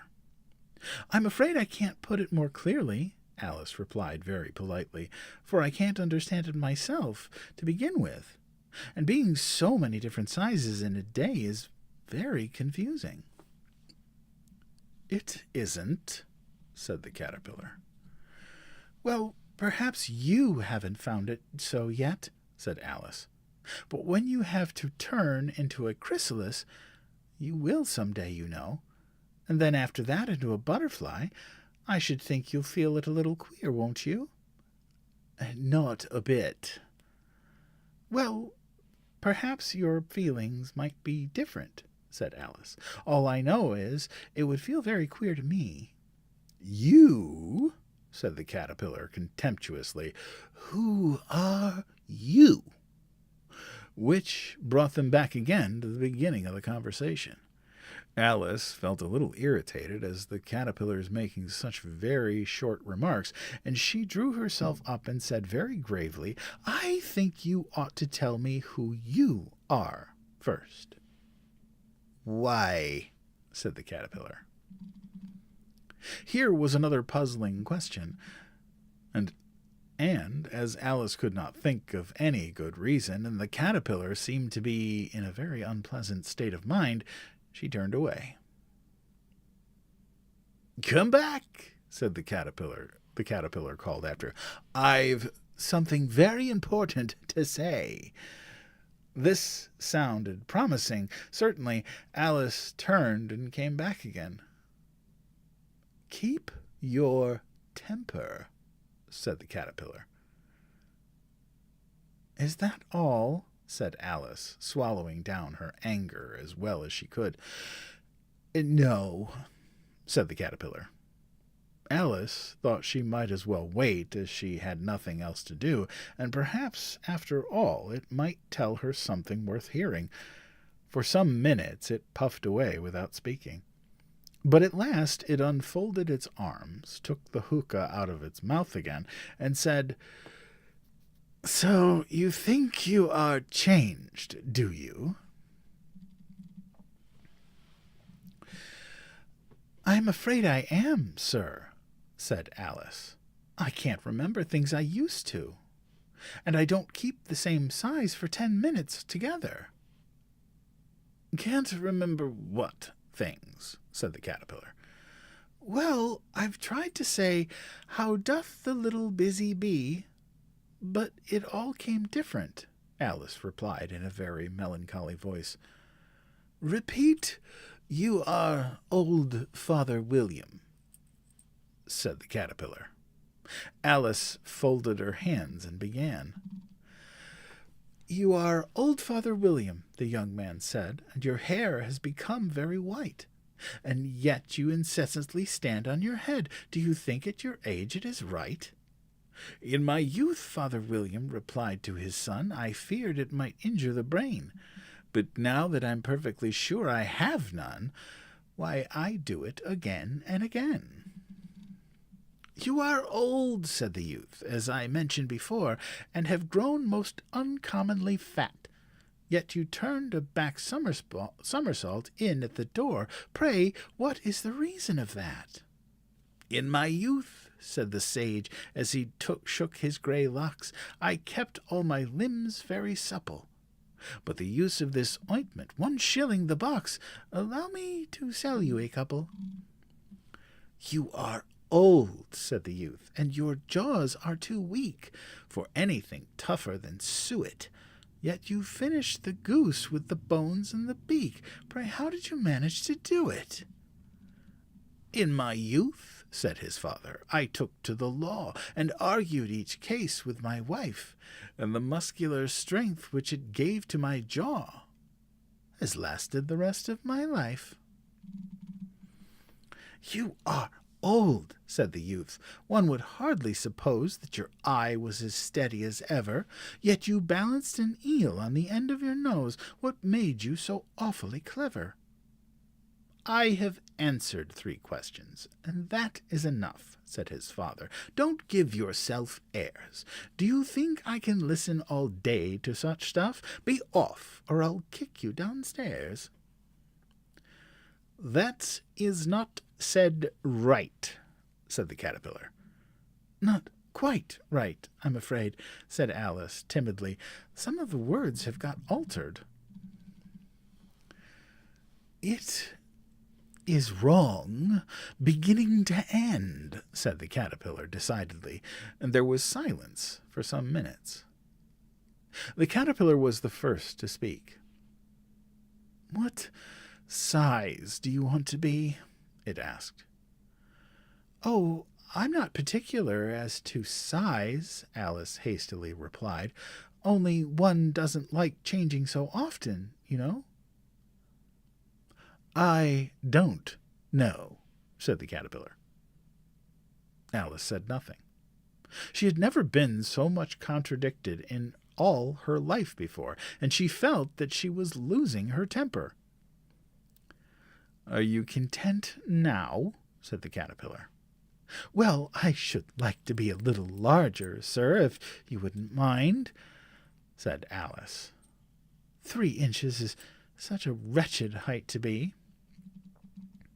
It is a very good height indeed, said the caterpillar, angrily, rearing itself upright as it spoke.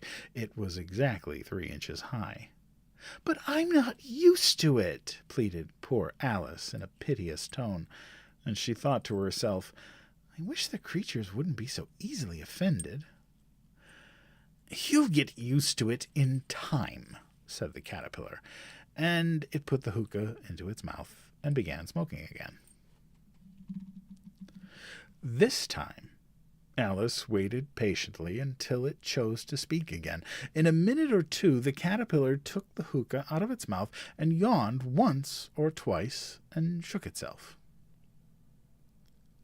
Then it got down off the mushroom and crawled away into the grass, merely remarking as it went, One side will make you grow taller, and the other side will make you grow shorter. One side of what? The other side of what? Thought Alice to herself. Of the mushroom, said the caterpillar, just as if she had asked it aloud, and in another moment it was out of sight. Alice remained looking thoughtfully at the mushroom for a minute, trying to make out which were the 2 sides of it. And as it was perfectly round, she found this a very difficult question. However, at last she stretched her arms round as if they would, as far as they go, and broke off a bit of the edge with each hand. And now, which is which? She said to herself, and nibbled a little of the right hand bit to try the effect. The next moment she had felt a violent blow underneath her chin. It had struck her foot. She was a good deal frightened by this very sudden change, but she felt that there was no time to be lost, as she was shrinking rapidly, so she set to work at once to eat some of the other bit. Her chin was pressed so closely against her foot that there was hardly room to open her mouth, but she did it at last and managed to swallow a morsel of the left-hand bit. "Come, my head's free at last," said Alice in a tone of delight, which changed into alarm in another moment, when she found that her shoulders were nowhere to be found. All she could see, when she looked down, was an enormous length of neck, which seemed to rise like a stalk out of a sea of green leaves that lay far below her. "What can all that green stuff be?" said Alice. "And where have my shoulders got to? Oh, my poor hands! How is it I can't see you?"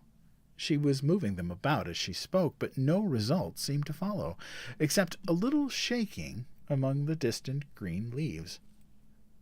And there seemed to be no chance of getting her hands up to her head.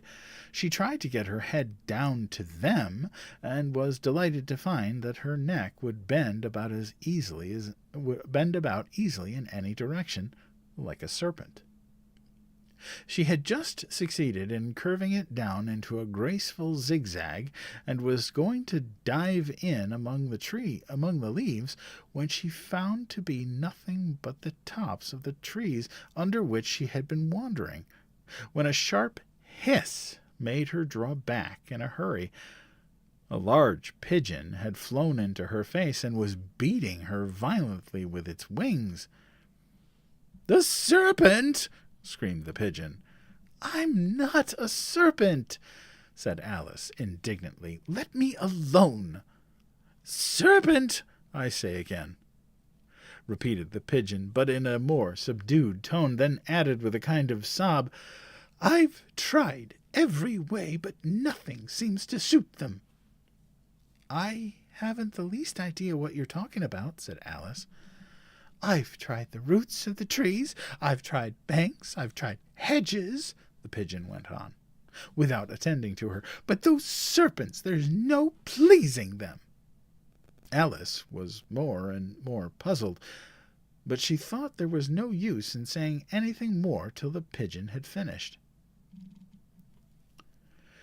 "As if it wasn't trouble enough hatching the eggs," said the pigeon, "but I must be on the lookout for serpents night and day. Why, I haven't had a wink of sleep in 3 weeks." "I'm very sorry you've been annoyed," said Alice, who was beginning to see its meaning. "And just as I'd taken the highest tree in the wood," continued the pigeon, raising its voice to a shriek, "and just as I was thinking I should be free of them at last, they must needs come wriggling down from the sky. Ah, serpent!" "But I'm not a serpent, I tell you," said Alice. I'm a... "Well, what are you?" said the pigeon. "I can see you're trying to invent something." I'm a little girl," said Alice, rather doubtfully, as she remembered the number of changes she had gone through that day.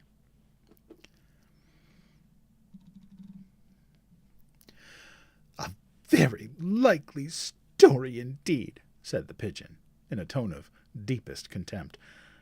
"I've seen a good many little girls in my time, but never one with such a neck as that. No, no, you are a serpent, and there is no use denying it. I suppose you'll be telling me next that you never tasted an egg." "I have tasted eggs, certainly," said Alice, who was a very truthful child. "But little girls eat eggs quite as much as serpents do, you know." "I don't believe it," said the pigeon. "But if they do, why, then they're a kind of serpent. That's all I can say." This was such a new idea to Alice that she was quite silent for a minute or two. which gave the pigeon the opportunity of adding, "You're looking for eggs. I know that well enough. And what does it matter to me whether you're a little girl or a serpent?" "It matters a good deal to me," said Alice hastily. "But I'm not looking for eggs, as it happens, and if I was, I shouldn't want yours. I don't like them raw." "Well, be off, then," said the pigeon in a sulky tone, as it settled down again into its nest. Alice crouched down among the trees as well as she could, for her neck kept getting entangled among the branches, and every now and then she had to stop and untwist it. Pieces of mushroom, and after a while she remembered that she still had held the pieces of mushroom in her hands, and she set to work very carefully, nibbling first at one and then at the other, and growing sometimes taller and sometimes shorter, until she had succeeded in bringing herself down to her usual height. It was so long since she had been anything near the right size that it felt quite strange at first. But she got used to it in a few minutes and began talking to herself as usual. "Come, there's half my plan done now. How puzzling all these changes are. I'm never sure what I'm going to be from one minute to another. However, I've got back to my right size. The next thing is to get into that beautiful garden. How is that to be done, I wonder?"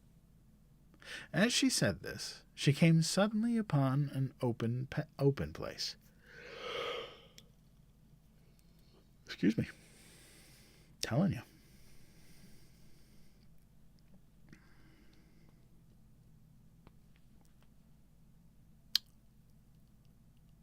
I lost my place.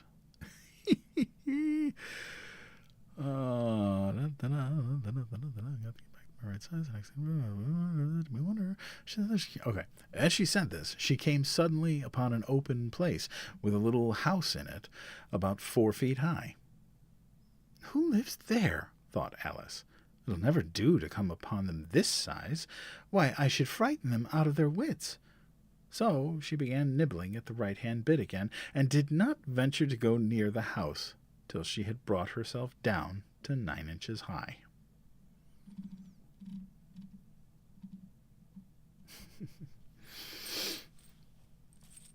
Oh, man. I'm not tired. I'm just like, I don't know, it must be oxygen deprived or something.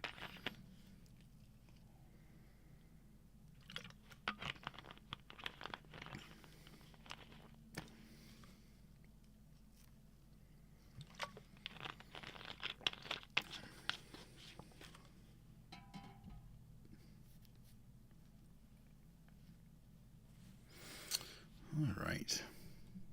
Oh, forgot to mark that down.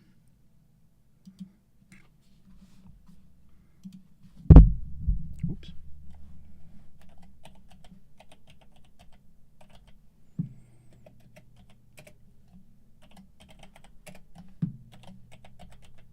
Okay. Can't forget. All right. Well, this is our last chapter of the evening. Stick around, and then we'll do more tomorrow. Chapter 6, Pig and Pepper. For a minute or two she stood looking at the house, and wondering what to do next, when suddenly a footman in livery came running out of the wood.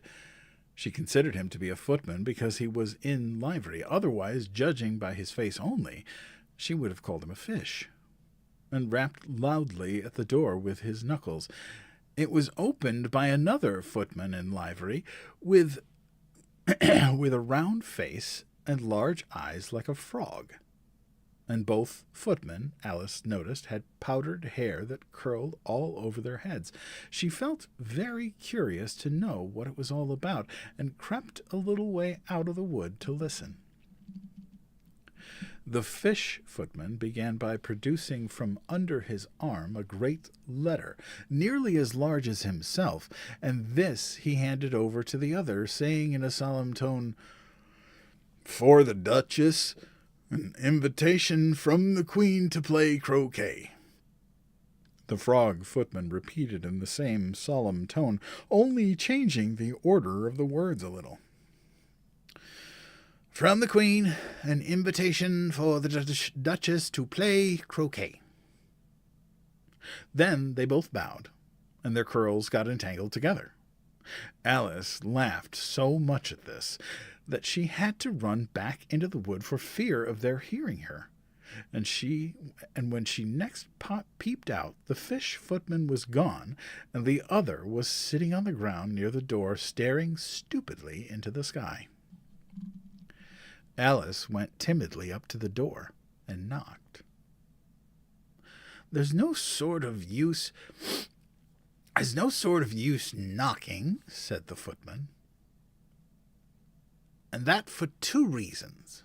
First, because I'm on the same side of the door as you are. Secondly, because they're making such a noise inside no one could possibly hear you. And certainly there was a most extraordinary noise going on within. A constant howling and sneezing, and every now and then a great crash, as if a dish or kettle had been broken into pieces." "Please, then," said Alice, "how am I to get in?" "There might be some sense in your knocking," the footman went on, without tending to her. "If we had the door between us, for instance, if you were inside, you might knock, and I could let you out, you know." He was looking up into the sky all the time he was speaking, and this Alice thought decidedly uncivil. "But perhaps he can't help it," she said to herself. "His eyes are so very nearly on the top of his head. But at any rate he might answer questions. How am I to get in?" she repeated aloud. "I shall sit here," said the footman. The footman remarked, "till tomorrow." At this moment the door of the house opened, and a large plate came skimming out straight at the footman's head. It just grazed his nose and broke to pieces against one of the trees behind him. "For the next day, maybe," the footman continued in the same tone, exactly as if nothing had happened again. "How am I to get in?" asked Alice again in a louder tone. "Are you to get in at all?" said the footman. "That's the first question, you know." It was no doubt, only Alice did not like to be told so. "It's really dreadful," she muttered to herself, "the way all the creatures argue. It's enough to drive one crazy." The footman seemed to think this a good opportunity for repeating his remark with variations. "I shall sit here," he said, "on and off for days and days." "But what am I to do?" said Alice. "Anything you like," said the footman, and began whistling. "There's no use talking to him," said Alice desperately. "He's perfectly idiotic." And she opened the door and went in.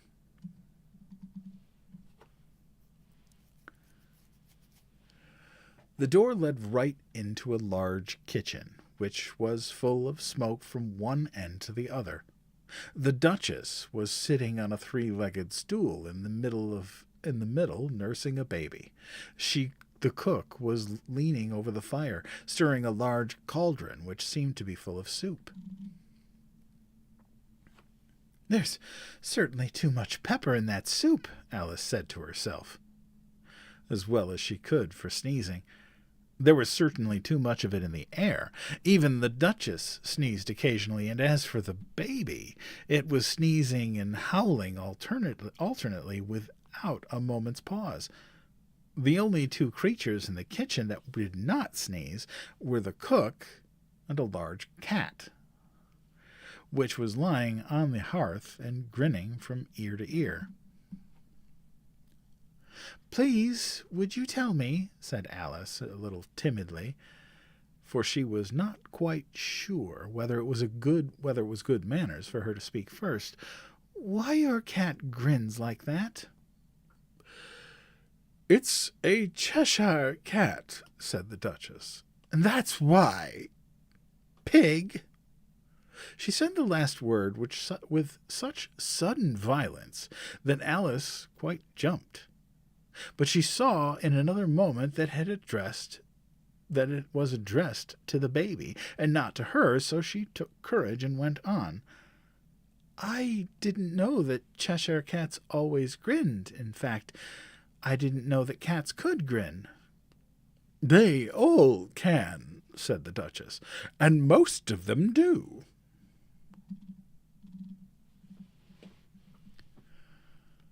"I don't know of any that do," Alice said very politely, feeling quite pleased to have got into a conversation. "You don't know much," said the Duchess, "and that's a fact."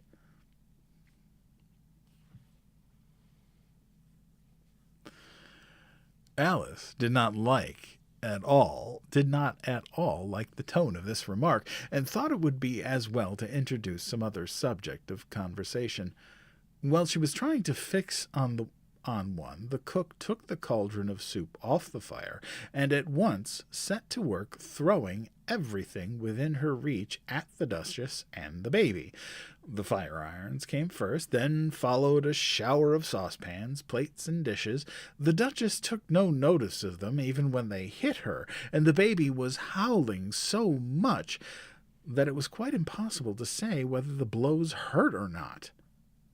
"Oh, please mind what you're doing!" cried Alice, jumping up and down in an agony of terror. "Oh, there goes his precious nose!" as an unusually large saucepan flew close by it, and it very nearly carried it off. "If everyone minded their own business," the Duchess said in a hoarse growl, "the world would go round a deal faster than it does." "Which would not be an advantage," said Alice, who felt very glad to get an opportunity of showing off a little of her knowledge. "Just think what work it would make, the day and night. You see, the earth takes 24 hours to turn around on its axis." "Talking of axes," said the Duchess, "chop off her head." Alice glanced rather anxiously at the cook to see if she meant to take the hint, but the cook was busily stirring the soup and seemed not to be listening, so she went on again. 24 hours, I think, or is it 12? Oh, don't bother me," said the Duchess. "I never could abide figures." And with that she began nursing her child again, singing a sort of lullaby to it as she did so, and giving it a violent shake at the end of every line.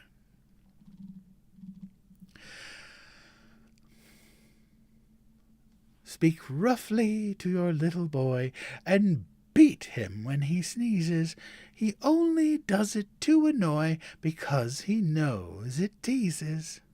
Chorus, in which the cook and baby joined. "Wow, wow, wow." While the Duchess sang the second verse of the song, she kept tossing the baby violently up and down, and the poor little thing howled so that Alice could hardly hear the words. "I speak severely to my little boy. I beat him when he sneezes, for he can thoroughly enjoy the pepper when he pleases." Chorus. "Wow, wow, wow." "Here, you may nurse it a bit if you like," the Duchess said to Alice, flinging the baby at her as she spoke. "I must go and get ready to play croquet with the Queen." And she hurried out of the room. The cook threw a frying pan after her as she went, but it just missed her. Alice caught the baby with some difficulty, as it was a queer-shaped little creature, and held out its arms and legs in all directions. Just like a starfish, thought Alice. The poor little thing was snorting like a steam engine when she caught it, and kept doubling itself up and straightening itself out again, so that altogether, for the first minute or two, it was as much as she could do to hold it. As soon as she had made out the proper way of nursing it, which was to twist it up into a sort of knot, and then keep tight hold of its right ear and left foot so as to prevent it undoing itself, she carried it out into the open air. If I don't take this child away with me, thought Alice, they're sure to kill it one in a day or two. Wouldn't it be murder, or to leave it behind? She said the last words out loud, and the little thing grunted in reply. It had left off sneezing by this time. Don't grunt, said Alice. That's not at all a proper way of expressing yourself. The baby grunted again, and Alice looked very anxiously into its face to see what was the matter with it. There could be no doubt that it had a very turned-up nose, much more like a snout than a real nose. Also, its eyes were getting extremely small for a baby, although Alice did not like the look of the thing at all. But perhaps it was only sobbing, she thought, and looked into its eyes again to see if there were any tears. No, there were no tears. If you're going to turn into a pig, my dear, said Alice seriously, I'll have nothing more to do with you. Mind now. The poor little thing sobbed again, or grunted, it was impossible to say which, and they went on for some while in silence. Alice was just beginning to think to herself, now what am I to do with this creature when I get it home? When it grunted again so violently that she looked down into its face in some alarm. This time there could be no mistake about it. It was neither more nor less than a pig, and she felt that it would be quite absurd for her to carry it any further. So she set the little creature down, and felt quite relieved to see it trot away quietly into the wood. If it had grown up, she said to herself, it would have made a dreadfully ugly child, but it makes rather a handsome pig, I think. And she began thinking over other children she knew who might do very well as pigs, and was just saying to herself, if one only knew the right way to change them, when she was a little startled by seeing the Cheshire Cat sitting on a bough of a tree a few yards off. The cat only grinned when it saw Alice. It looked good-natured, she thought. Still, it had very long claws and a great many teeth, so she felt that it ought to be treated with respect. Cheshire Puss, she began, rather timidly, as she did not at all know whether it would like the name. However, it only grinned a little wide. It only grinned a little wider. Come, it's pleased so far, thought Alice, and she went on. Would you tell me, please, which way I ought to go from here? That depends a good deal on where you want to get to, said the cat. I don't much care, said Alice. Then it doesn't matter which way you go, said the cat. So long as I get somewhere, Alice added as an explanation. Oh, you're sure to do that, said the cat, if you only walk long enough. Alice felt that this could not be denied, so she tried another question. What sort of people live about here? In that direction, the cat said, waving its right paw, lives a hatter. And in that direction, waving the other paw, lives a March hare. Visit either you like, they're both mad. I don't want to be going among mad people, Alice remarked. "Oh, you can't help that," said the cat. "We're all mad here. I'm mad. You're mad." "How do you know I'm mad?" said Alice. "You must be," said the cat, "or you wouldn't have come here." Alice didn't think that proved it at all. However, she went on. "And how do you know that you're mad?" "To begin with," said the cat, "a dog's not mad. You grant that?" "I suppose so." "Well, then," the cat went on, "you see, a dog growls when it's angry and wags its tail when it's pleased. Now, I growl when I'm pleased and wag my tail when I'm angry. Therefore, I'm mad." "I call it purring, not growling," said Alice. "Call it what you like," said the cat. "Do you play croquet with the Queen today?" "I should like it very much," said Alice, "but I haven't been invited yet." "You'll see me there," said the cat, and vanished. Alice was not much surprised at this. She was getting so well used to queer things happening. While she was still looking at the place where it had been, it suddenly appeared again. "By the by, what became of the baby?" said the cat. "I'd nearly forgotten to ask." "It turned into a pig," Alice answered very quietly, just as if the cat had come back in a natural way. "I thought it would," said the cat, and vanished again. Alice waited a little, half expecting to see it again, but it did not appear. And after a minute or two, she walked on in the direction in which the March Hare was said to live. "I've seen hatters before," she said to herself. "The March Hare will be much the most interesting, and perhaps, as this is May, it won't be raving mad. At least not so mad as it was in March." As she said this, she looked up, and there was the cat again, sitting on a branch of a tree.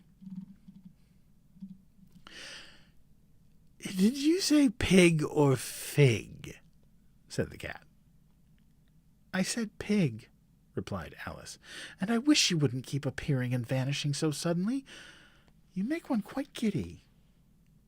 "All right," said the cat, and this time it vanished quite slowly, beginning with the end of its tail and ending with the grin, which remained some time after the rest of it. "Well, I've often seen a cat without a grin," thought Alice. "But a grin without a cat? It's the most curious thing I ever saw in all my life." She had not gone much farther before she came in sight of the house of the March Hare. She thought it must be the right house, because the chimneys were shaped like ears and the roof was thatched with fur.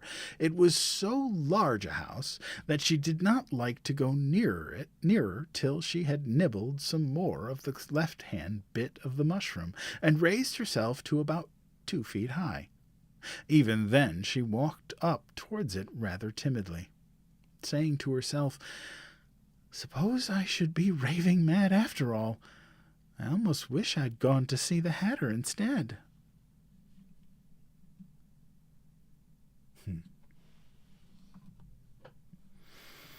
Well. Well, we have reached the end of the evening. About 15 minutes late because I had to talk, as I do. Usually I like to leave enough room for chatting with you guys. So I took that room and we're a little late, which is okay. I don't mind. Well, and that's where we'll leave our story for tonight, with Alice following a curious path toward a most unusual gathering, where tea is always being served and time may not work quite the way it should. Thank you all for spending a little time with me around the fire tonight. Thank you, Love Max. Thank you, Sarah. Thank you. You guys are amazing. Join me again tomorrow night as we conclude Alice's adventures in Wonderland and take our place at the Mad Hatter's tea party before following Alice to the very end of her remarkable journey. Also, join me on Wednesday when one of our very own, Tessa Vale Audio, will be joining us as the guest moderator for reading a story called The Yellow Wallpaper, which I will be co-narrating with her, doing the male voices, but she will be narrating the entire thing. So it is a fantastic story, and like I said, it will be read by one of our very own, Tessa Vale Audio.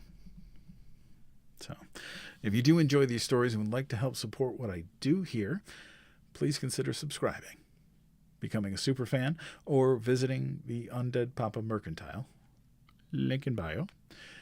Every bit of support keeps the campfire lit. Most people have never heard of The Yellow Wallpaper, so I'm very excited that you actually heard of it, Katie. That's awesome. You're very welcome.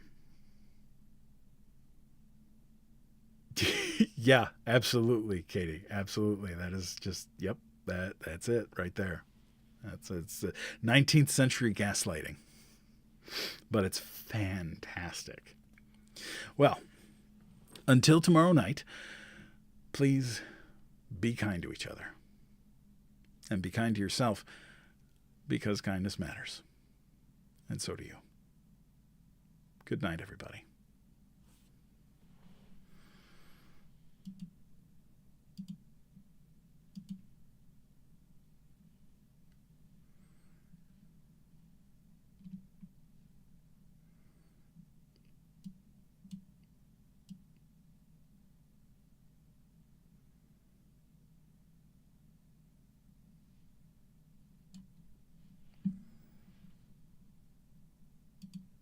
And good night to the two of you watching over there on the tubes. I really, truly appreciate you.